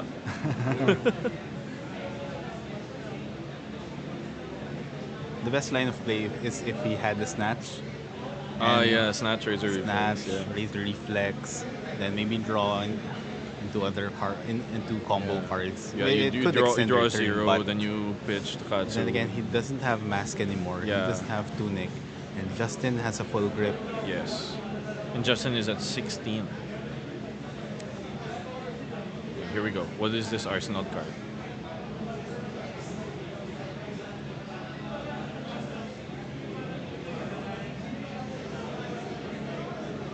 So we have a question in the chat. Extreme Kiwi is asking, what are your thoughts on Titan's Fist Buckler versus Anathos? Katsu. Okay, so I personally prefer Anathos because I like to. Well, actually, it depends on the Katsu build. But in general, I like to go Anathos because I run 3 copies of Terra Sunder, as I think every Bravo should. And generally, I'm a more aggressive Bravo. I block with my armor aggressively, and then I can like take the tempo back with Anathos, and eventually Anathos starts to like pile up. You know, the 6 damage over and over starts to pile up, eating cards, forcing them to block once they're low. But the merit of running Titan's Fist is you have an extra 3 life with Steel Braid Buckler, and here you can see even with Titan's Fist on a Terra Sunder, it's still pretty threatening, especially because Katsu no longer That's has game. armor. Yeah, that's game. That's I game. think it's one of those things that one of the things that was highlighted in this game is the amount, how large of a fridge Bravo has. Yes, He he has a huge fridge. A huge fridge, and there's so much that you could block. So for many of those turns, what Justin did was just block with 1 card and equipment, then swing back with the dominated crush effect. Yeah, so And that was the story of the game, yeah, in my opinion. that was most of the game. And he was at a very comfortable level that he had equipment remaining, even after he dealt so much damage to Miko already. Yeah. the buckler and all the armor definitely helped and his he case. still has one block from the buckler. Yeah, he's not even the Amazing. fridge isn't even entirely gone. So do you yet. think he should have just played Anathos? No, I think Buckler was the right choice. Especially knowing Justin. If you guys Yeah. ever play with me or Justin, we are like Ken and Ryu Street Fighter. Like, I'm Ken, Not he's Ken and Ryu. Barbie? No. No. Those are Different Ken. Different Ken. But yeah, like and that's like the beauty of Flesh and Blood, right? Like you Yeah. could play the same hero, but then you could play differently. It's all about like how you want to approach the matchup. And yeah, I like to approach the matchup with Anathos. It might be the dumb idea, but it feels nice to me to hit for 6 than for 4. So Yeah, Anathos is a very efficient weapon. Mhm. However, this is also a showcase of how efficient the new boot the new boots the of new boots Bravo are- is. It's an extra 3 life. Extra 3 life. Extra 3 life. And against Katsu, it has no downside. 3, 6, 9. Technically 12. has no downside. You have an extra 14 life with Bravo, your entire fridge. Yep, you're on 54. Yep. You're You on need 50. to hit with Kodashi's 54 times. Yeah. I don't think you have enough cards to do that in the deck. That's With all a the very good blues. game. Yeah, it's a good game. Okay, so we'll see you guys in the next match. We only have one more round before top 8. And we're very excited to get to top 8 with you guys. All right, see ya. Bye-bye. See you. Thank you.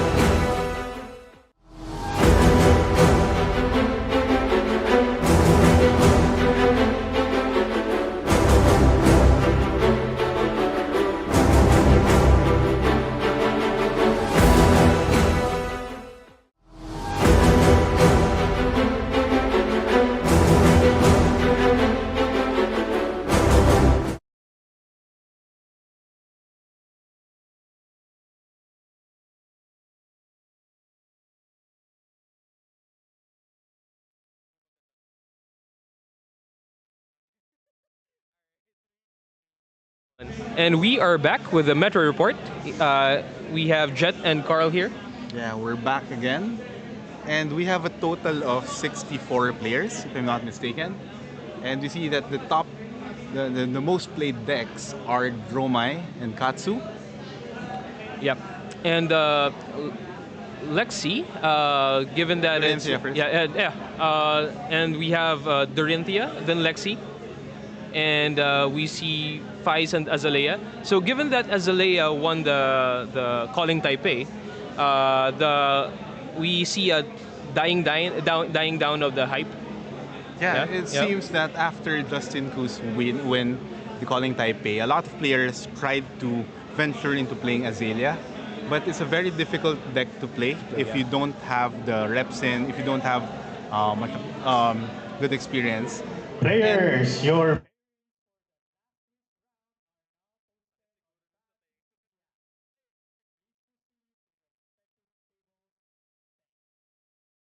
Yeah. And in addition, maybe the other decks in the meta also adjusted their decks in preparation for the amount of yeah. azaleas that were to be played. So we see at um, the, some players played Rhinar. We have two of them. One Levaya, one Viserai, one Bolton, one Dash, one Kano, and one Riptide. So what can you say about the spread so far? In my opinion, it's still the typical spread of Dromai, for our Katsus, and featured Lexis. match.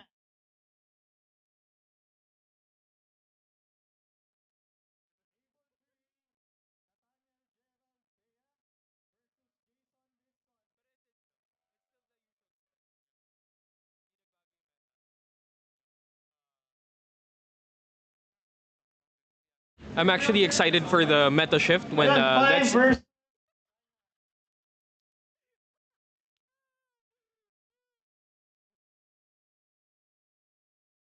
Let's go. Yeah, so we're actually excited for the meta shift, foreseeable meta shift, when Lexi finally retires.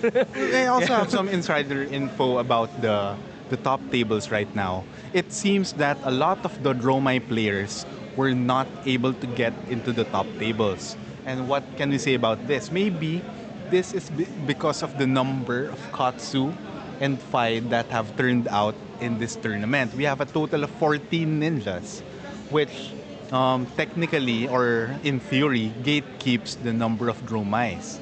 So it's very interesting to note also that we only have 3 Icelanders, and I'm not sure if they got into the top tables. Right.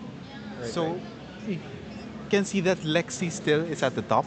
I'm still curious to know which one of them got into the top 8, and we're going to see that in a bit after this last round. So, so the question is, if you're going to Worlds, will you still play Dromai? players. Welcome.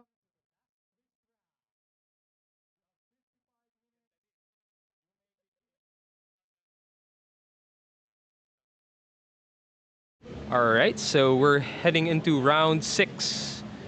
Our feature match in round 6 is Rhinar versus Fai.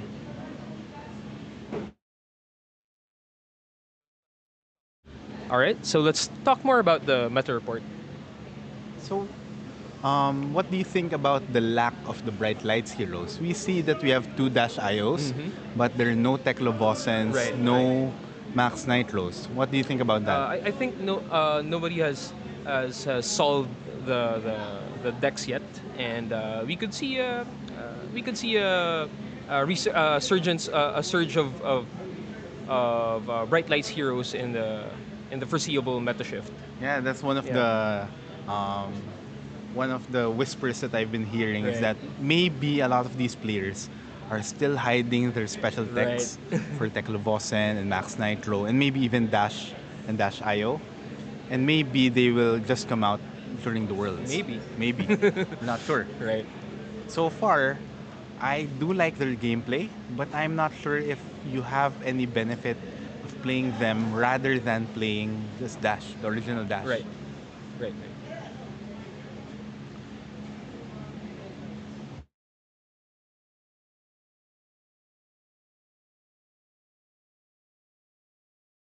two players are setting up. We have Nat on Rhinar versus Jason on Fi.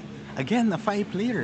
Again, then this is one of Lots our top ninjas in the top tables. Yeah, tables. Yes. So what do you think about this matchup? You've been Yeah. a Rhinar player before? Yeah. I actually play Reiner main.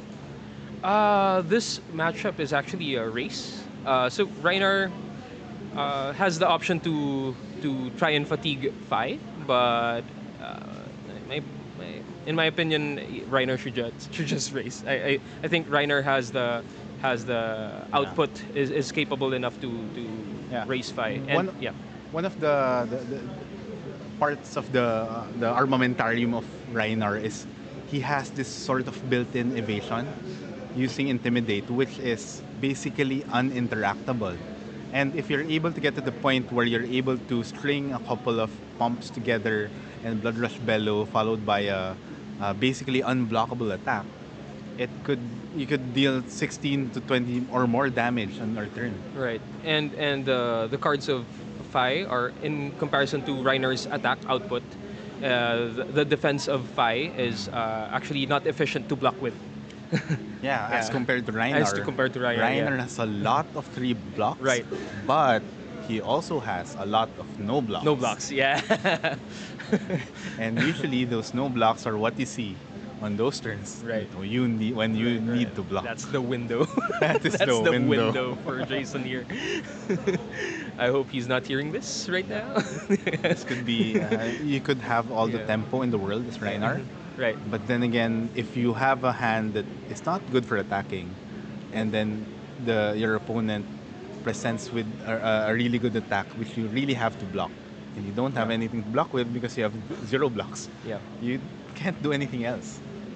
Another strategy of Rhinar here could be just block with his hand until he can get to a Bellows turn, a Blood Rush Bellows turn, where he can produce an average of 18 to 20 damage, right?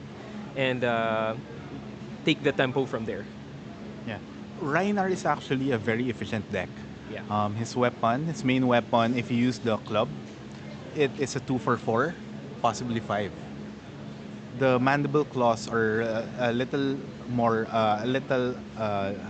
below rate at 2 for 3, but combined with the Blood Rush Bellows, can convert 4 resources into 10 damage and even more if you have a follow-up attack. So it's one of the strengths of Rhinar is you can actually effectively trade block and then trade damage. Yeah. Then eventually, if you get your Blood Rush turns, you can steal all the tempo away. One of the things I've noticed, however, with Rhinar, when I used to play Rhinar before, is sometimes you really actually want to take cards away from your opponent, but because you intimidate, you don't give them that choice. So what happens is, for your opponent, they'll just be like, okay, I don't get to block anyway, so I won't block at all. Right. And when it comes back to my turn, I'll just swing back with a very with a bigger amount of damage. So playing Rhinar, I guess you have to know the deck of your opponent. Right. It seems very straightforward, but as you can see, the Scowling Flesh Bag is one of the equipment with the highest ceilings. You really have to use it at the most opportune times. So if you're Reiner, do you want to go first or second? Against the Fi? Against the Fi, I would still want to go first. Still. Bruce always wants to go first. Why? First.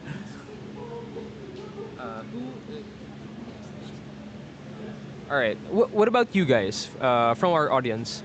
Who do you think is favored in this match? Kindly share your thoughts in the comment section down below.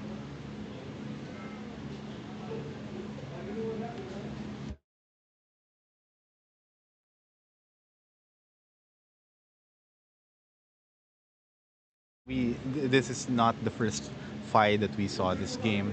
The difference with this Fi played by Jason is he plays Kodachis, which tells me that he is for a more higher blue count and more less oriented to higher damage but more efficient plays. Trying to activate the Mask of Momentum. We see Nat here having an efficient turn. He was able to roll a 4 on Scab Skin Leathers. That gave him an extra action point for his turn. He was able to swing first with a Savage Feast, which replaces a card from his hand, and this gives him uh, more choices in in in terms of attack. So he just swung with Savage Feast and the two Mandible Claws. So I think this deck of Jason, maybe this deck blocks a little bit better. Maybe, I'm not really sure. But So he was far, able yeah. to block quite efficiently. And I think the life totals are swift.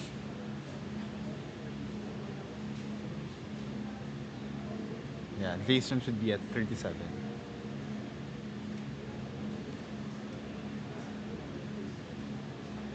So with the Scowling Flesh Bag, can actually prevent a very long Right. Art of War turn. Art of War turn, yeah. And it could be so annoying for the 5 player. Since the Intimidate is... Right. You don't have a choice It's in the on the matter. spot, yeah. But since Rhinar is playing with the Mandible Claws, this is likely a Blood Rush Bellow game plan, Yeah. which we can see in his hand right now. And he has one card in arsenal. I think Yes. he's getting ready for a big turn. It's one of the very fun things when you are playing Oh wow, Rhinar. this early. He gave us his Yes. armor away this early. So for me, if I were Jason, this would signal to me that this is a Blood Rush Bellow Bellow turn, yeah. coming towards me. The problem to when you use the Scowling Flashback this early is um, it it reduces your options in the late game Right. when you want to steal the tempo from your opponent. Because sometimes that intimidate and block 2 really matters, but maybe Nat knows something else, and he knows that he will be able to present a good amount of damage on this turn. Yeah.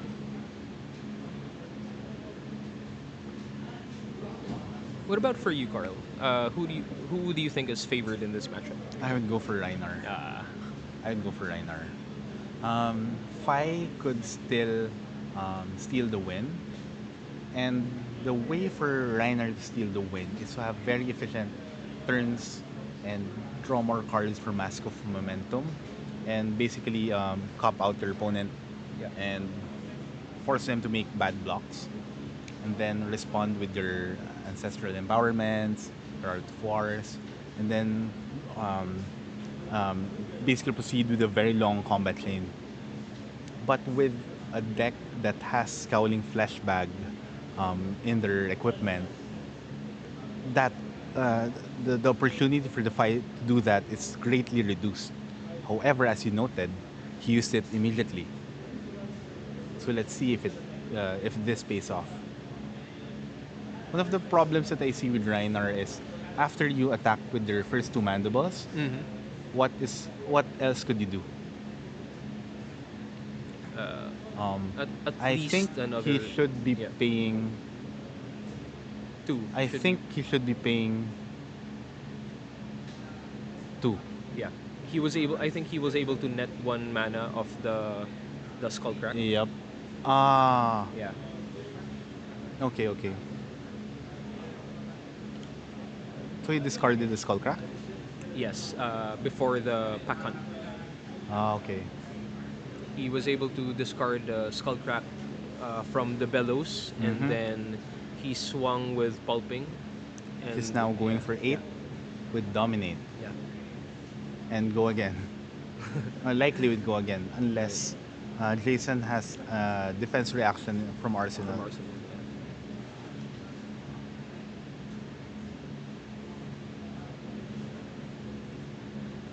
Again, we're seeing more of these um, older heroes that have fallen off from the meta. We saw games earlier from Katsu from Bravo. Now we see Rhinar. And that tells me that the meta is very healthy.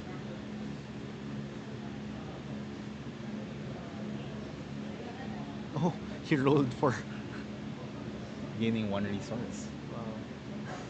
Did he block with his I don't with his think chess so. piece? No. I don't think so. So he's trying to maximize this turn. Oh, if he maximize gained 3 resources, he could. Uh, I see. Okay. so he opted to disrupt rather than deal damage. Because his other option would be to play out the swing big, Yeah. and that would go for 10.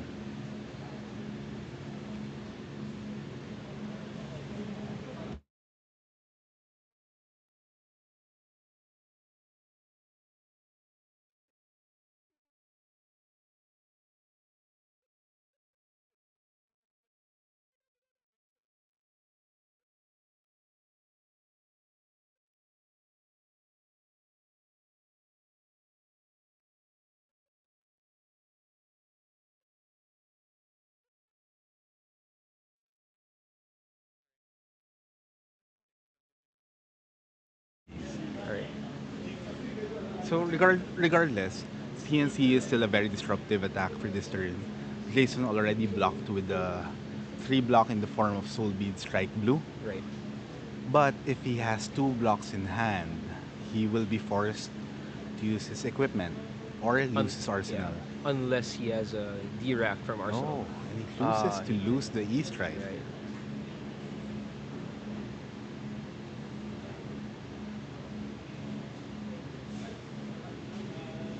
Do these games ever go to second cycle? I haven't experienced that yet. What about you? Do you No, think I actually it's possible? I don't think it's ever possible because of Rhinar. Yeah. It would depend on the Rhinar. If Rhinar wants this thing to end quickly, it will end quickly. You can see he is not conservative at all with Yeah. the way he blocks with his equipment, which is signifying that he knows that this is a very quick battle yeah. and he needs to maximize all his equipment.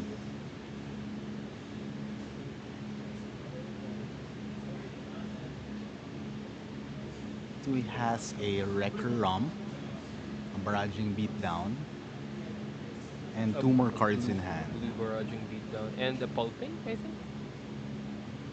Not quite sure.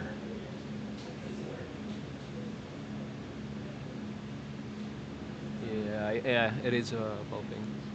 So this second double strike is threatening a mask draw. If I'm not mistaken.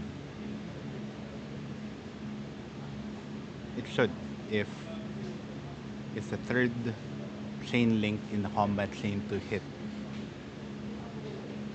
So he's likely incentivized to block this.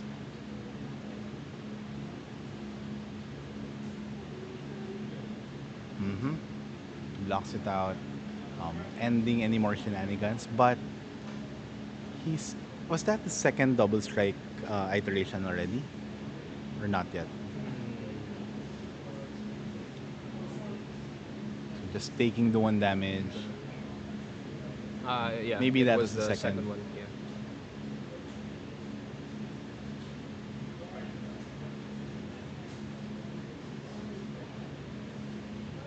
So a pretty comfortable lead from the Rhinar player. Again with the mini game of determining which one you discard and playing it 6. Bit off screen.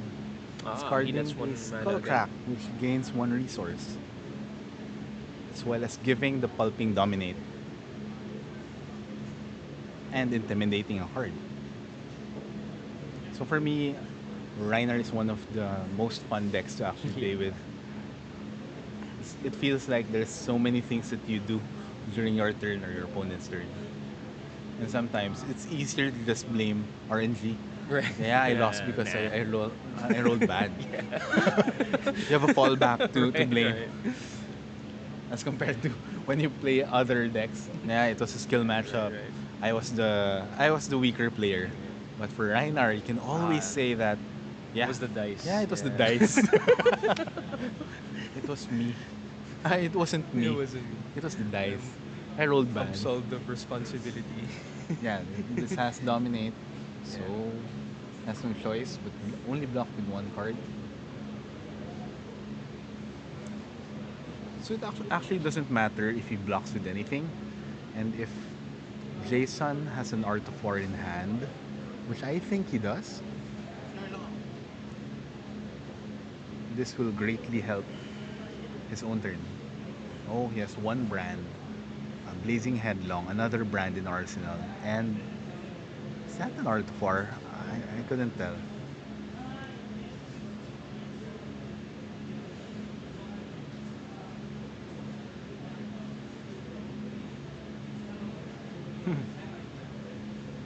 So barraging Bighorn gets go again if it's not blocked by Uh, two or more from cards hand. from hand.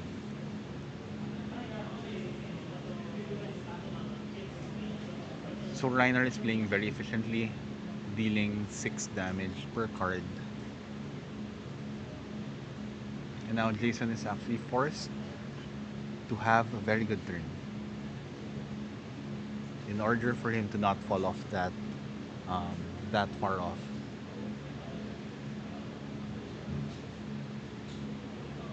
Is that a brand with Cinderclaw? Yep. Yeah. Red one attacking for 3 3. and go again, making his next attack a draconic action. So likely he will follow this off with a Kodachi, followed by the Blazing Headlong or another Kodachi. He also had the option to actually play out the Art of War, but maybe he is considering just putting it that in Arsenal for yeah, the and next swinging turn. for a bigger amount of damage next turn. While the Rhinar player is just waiting for where is the next Right. Blood Rush Bellow? I want to swing. I want to swing too. I want to swing too.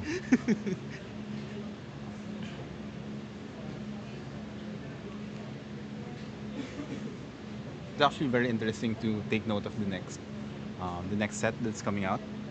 The what's the title of the next set? The Coliseum themed. Yeah. The one with the big hitters. Big hitters, Yeah. big Big hitters. hitters. It's actually big Yeah, hitters. it is big. It's big hitters. It's big hitters. And they revealed some of the cards. Yeah. The warrior guardian Yeah. card, the brute warrior, some of those combinations. And the card borders were weird combinations of the two, but I think the set will be so interesting, like how it's going to scape the landscape for limited, Yeah. and how they're going to affect the class constructed decks. I mean, I don't think Bravo needs any more cards. Needs any more cards, yeah. But Dory might need a little bit more cards. what do you think of Rhinar? Could use a couple of upgrades. Yes. Yeah. Again, he needs more blue, 6 Yeah, costs that also block for 3. Right. The problem with Rhinar is it he does many things efficiently, but some decks just do it even better. Yep. Like even if you have a Blood Rush Bellow turn, that is partly dictated by RNG.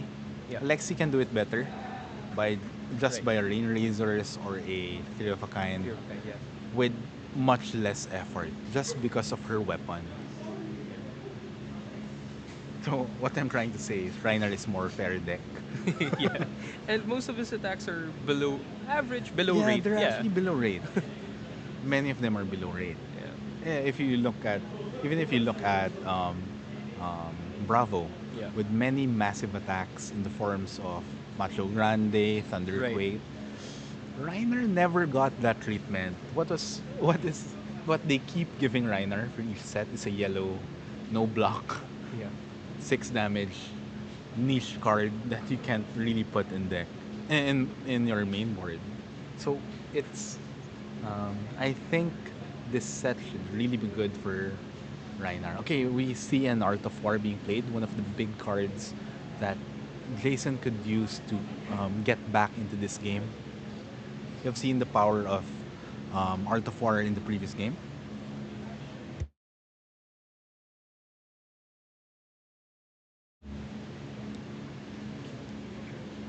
So So the previous game we saw the power of Art of War, and now we can see it again. he drew into another Art of War. Yeah. So if he has a blue and another attack action card to spare, all his attacks will be pumped by 5. But what he could do in this turn is to start attacking with Kodachis and then attack with another card, then buff it with the second Art of War because no one expects the second Art of War. Right.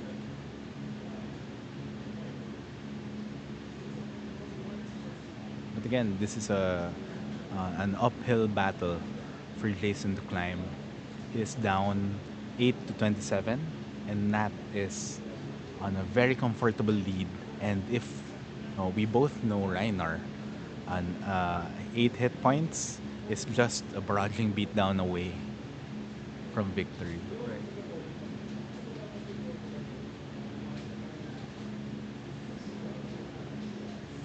Just having a long, good think about how he's going to play his next sequence of attacks, because he knows that this turn his main goal is to take out all the cards from Nat, because if he doesn't, he might very well be dead the next turn.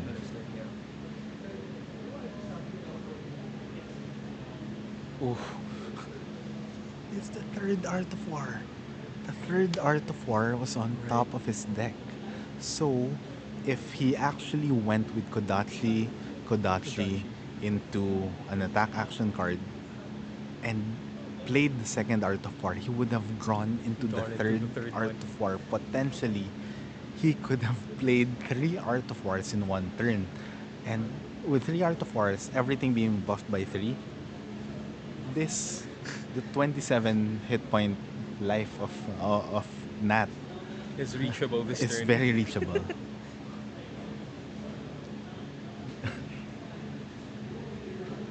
Even if you're very used to playing with Art of War, sometimes you have to just take a look at it and is this really what this does?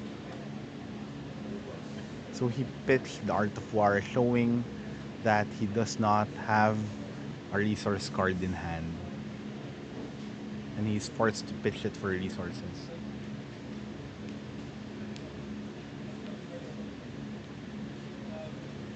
But this is very dangerous, knowing that your opponent is a Rhinar that has very good evasion and could simply win the game through Intimidate.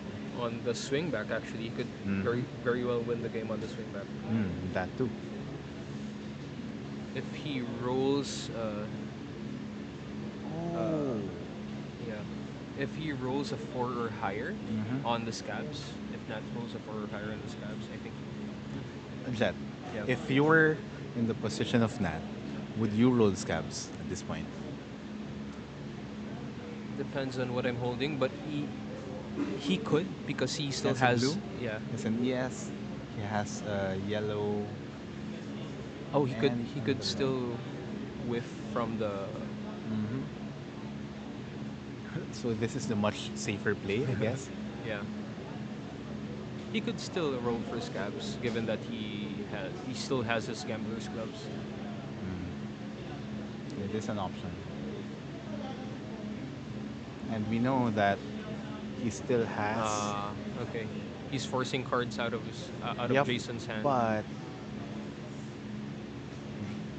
if he took the Enlightened Strike, I think Jason is at 3. He's down to 3, and with Dominate, he's forced to use his equipment.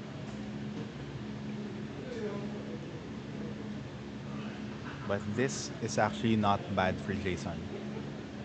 If he's able to string together a good turn with his Art of War, Yeah. he can still win the game.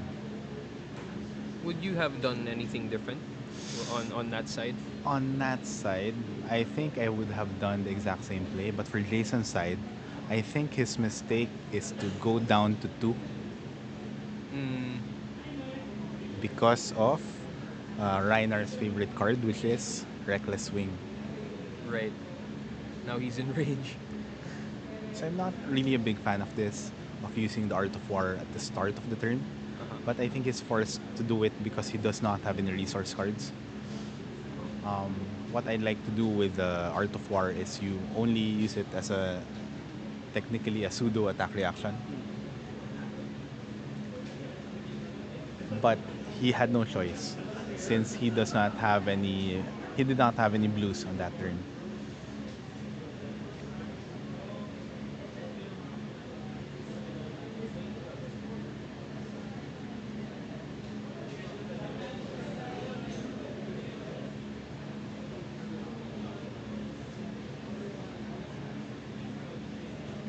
He has a Lava Vein Loyalty. I can see the dilemma of Jason. He sees that he has a Lava Burst, but he does not have any means of triggering it because this is only the fourth chain link in this turn.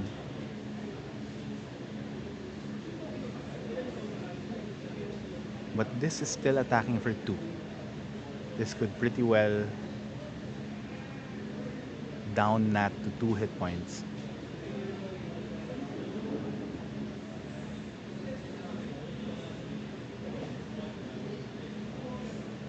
He follows up with the Lava Birds. 0 for 6. And now Nat is forced. But if you're Nat, would you just wait for the Reckless Swing?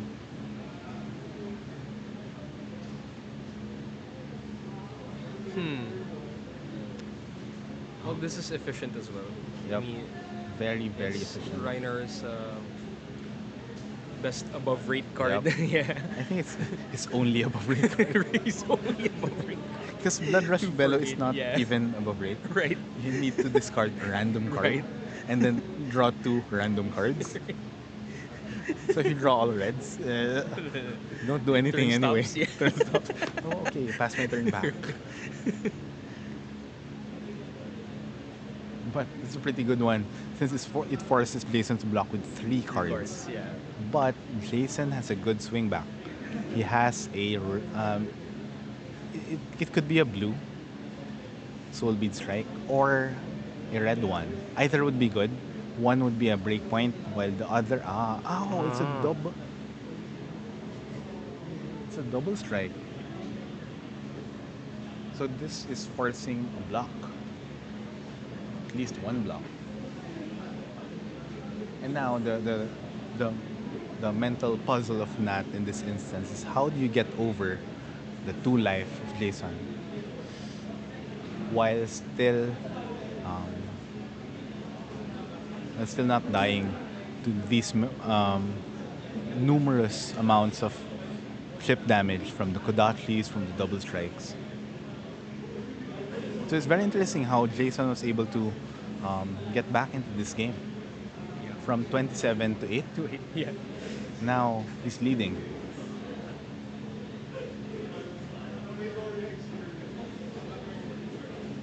He has to block with at least 1 card. Because that double strike is coming back. Attacking for another one. Isn't that a double strike? He took one. He The took first one. He the took first trigger. one. Yeah. Okay. Oh, He's rolling whoa! for He steps. almost missed. Is he going to roll for gamblers? No. Because one of the things that he could do is ES for 7, Right. then Right. Mandible for 3, Yeah. which forces Jason to block. Oh, interesting. Interesting.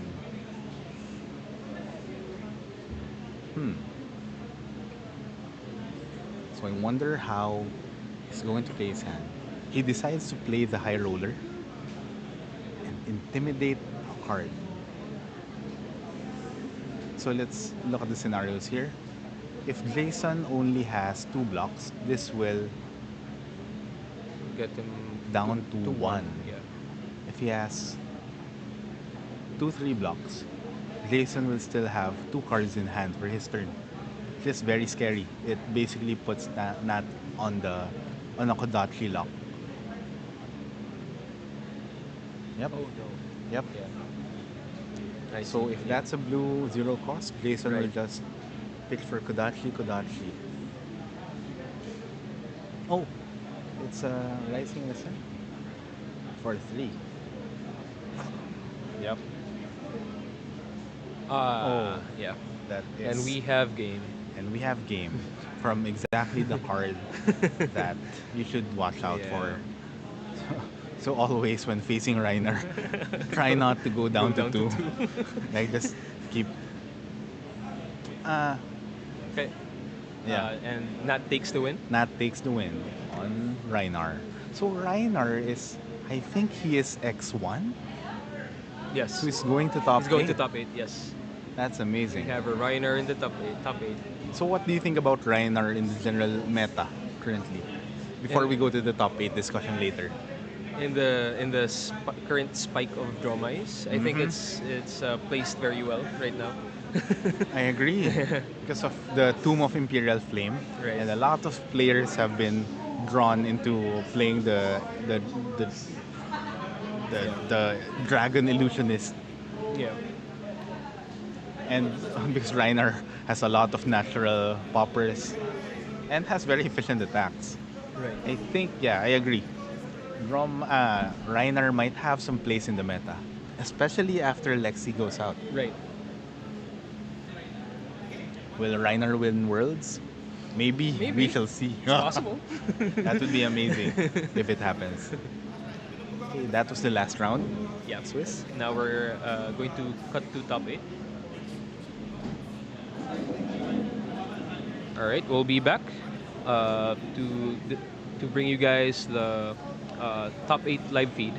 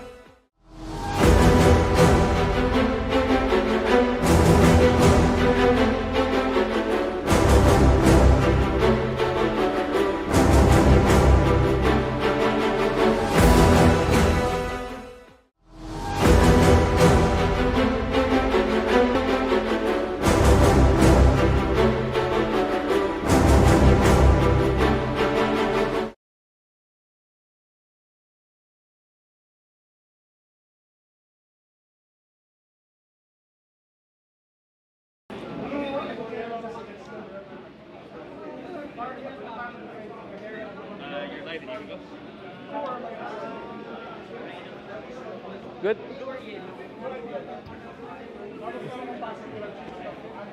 Hello, and we're at ProQuest Season 4, held at Unbox Green Hills. We have here Nat Bea, who's going to compete in the top 8 of ProQuest. All right, so this is a rare hero that we see in the top 8, right? Yeah. Right, so may I ask, as a fellow Rhinar player, as a fellow Rhinar fanatic, why did you play Rhinar?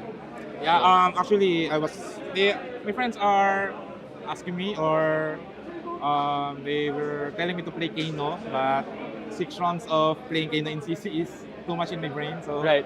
I play Rhinar because for me it's very simple to play. It's like smash, very thematically. Just attack, smash, swing big. It's like that. Yeah, I share your sentiments. But what do you think of players who say Rhinar's hits are actually below rate? Most of his attacks are below rate, which is true, right? Yeah, actually it's true because the Intimidate is good, but you're giving your opponents resource on their turn because sometimes other heroes attack forces you to block, right? You're stripping their cards, but you're taking that decision away from the players. Right. So even if you don't manage to deal around 15 damage, they still have resource on their turn, so you didn't do much. Right. And how long have you been playing Rhinar? Last time I saw you were playing Kano. Yeah, I'm a Kano into that. Yeah, I actually just finished this deck earlier. I bought last piece of Skullcrack from another player. Shout out to Sir Lucinio. And I borrowed one. Yeah. So I was just practicing on Talishar for about 2 weeks. Then I made the deck and ran it today. Did you play the same build that you built in Talishar? Yeah. Nice. All right. So how do you think Rhinar fares or matches in the current meta? In the current meta, in the Lexi dominant meta, it's not that. You can say it's an answer to the favored deck because Lexi is just interesting, dirty deck. But with the release, it's highly efficient, right? With the release of Tomii players popping up everywhere, and Bravo is just an answer to it. It's not a ninja that's an answer to Dromai. Right. So if you don't want to play ninja but you want to beat Dromai, since in November 6th Lexi will be gone, and we all know that Dromai will be the top dog. So play Right. Yeah. Please do. And did you discover anything new about Rhinar and playing in this competition? Yeah, actually. Previously when I was practicing in Talishar, I'm very conservative in my reckless swing. Yeah. So I try to use it only when as a finisher, down to 3, down to 2. But earlier in the last round, I've used it when the 5-player attacks me for 4. So I was thinking to block with 2 cards, then arsenal the reckless swing, then down the road, that's my finishing card. But yeah, I guess I'll just block with reckless swing and discard 1 card. And that 2 damage mattered. 2 damage mattered. Yeah. So don't go down to 2 versus Rhinar. All right. So may I ask any messages that you would want to relay to the Rhinar community? Yeah, our time will come. Dromai meta we will become the answer to Dromai meta, and then the next set heavy hitters. Yeah, that's our time. Right. Yeah. And any messages that you would like to share to the community in general? Yeah. I'm very thankful for the community. There are a lot of great players, great community. So even if you just lose, you can talk to each other. You'll meet a lot of great people, friendly people. So don't be shy, just play. All right. Thank you so much, Sir Nat. Again, this is Nat Bea on our player feature in ProQuest Season 4. Thank you very much. Thank you. Bye now. Yeah.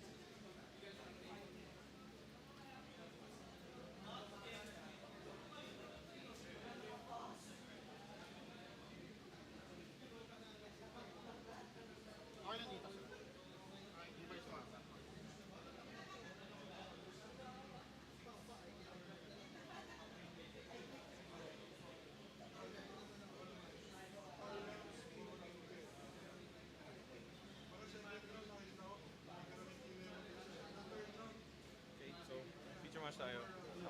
Use the dice to track as much as possible.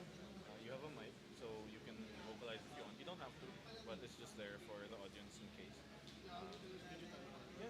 That's fine. Tapos, just leave it there. We have someone tracking live for us. And yeah,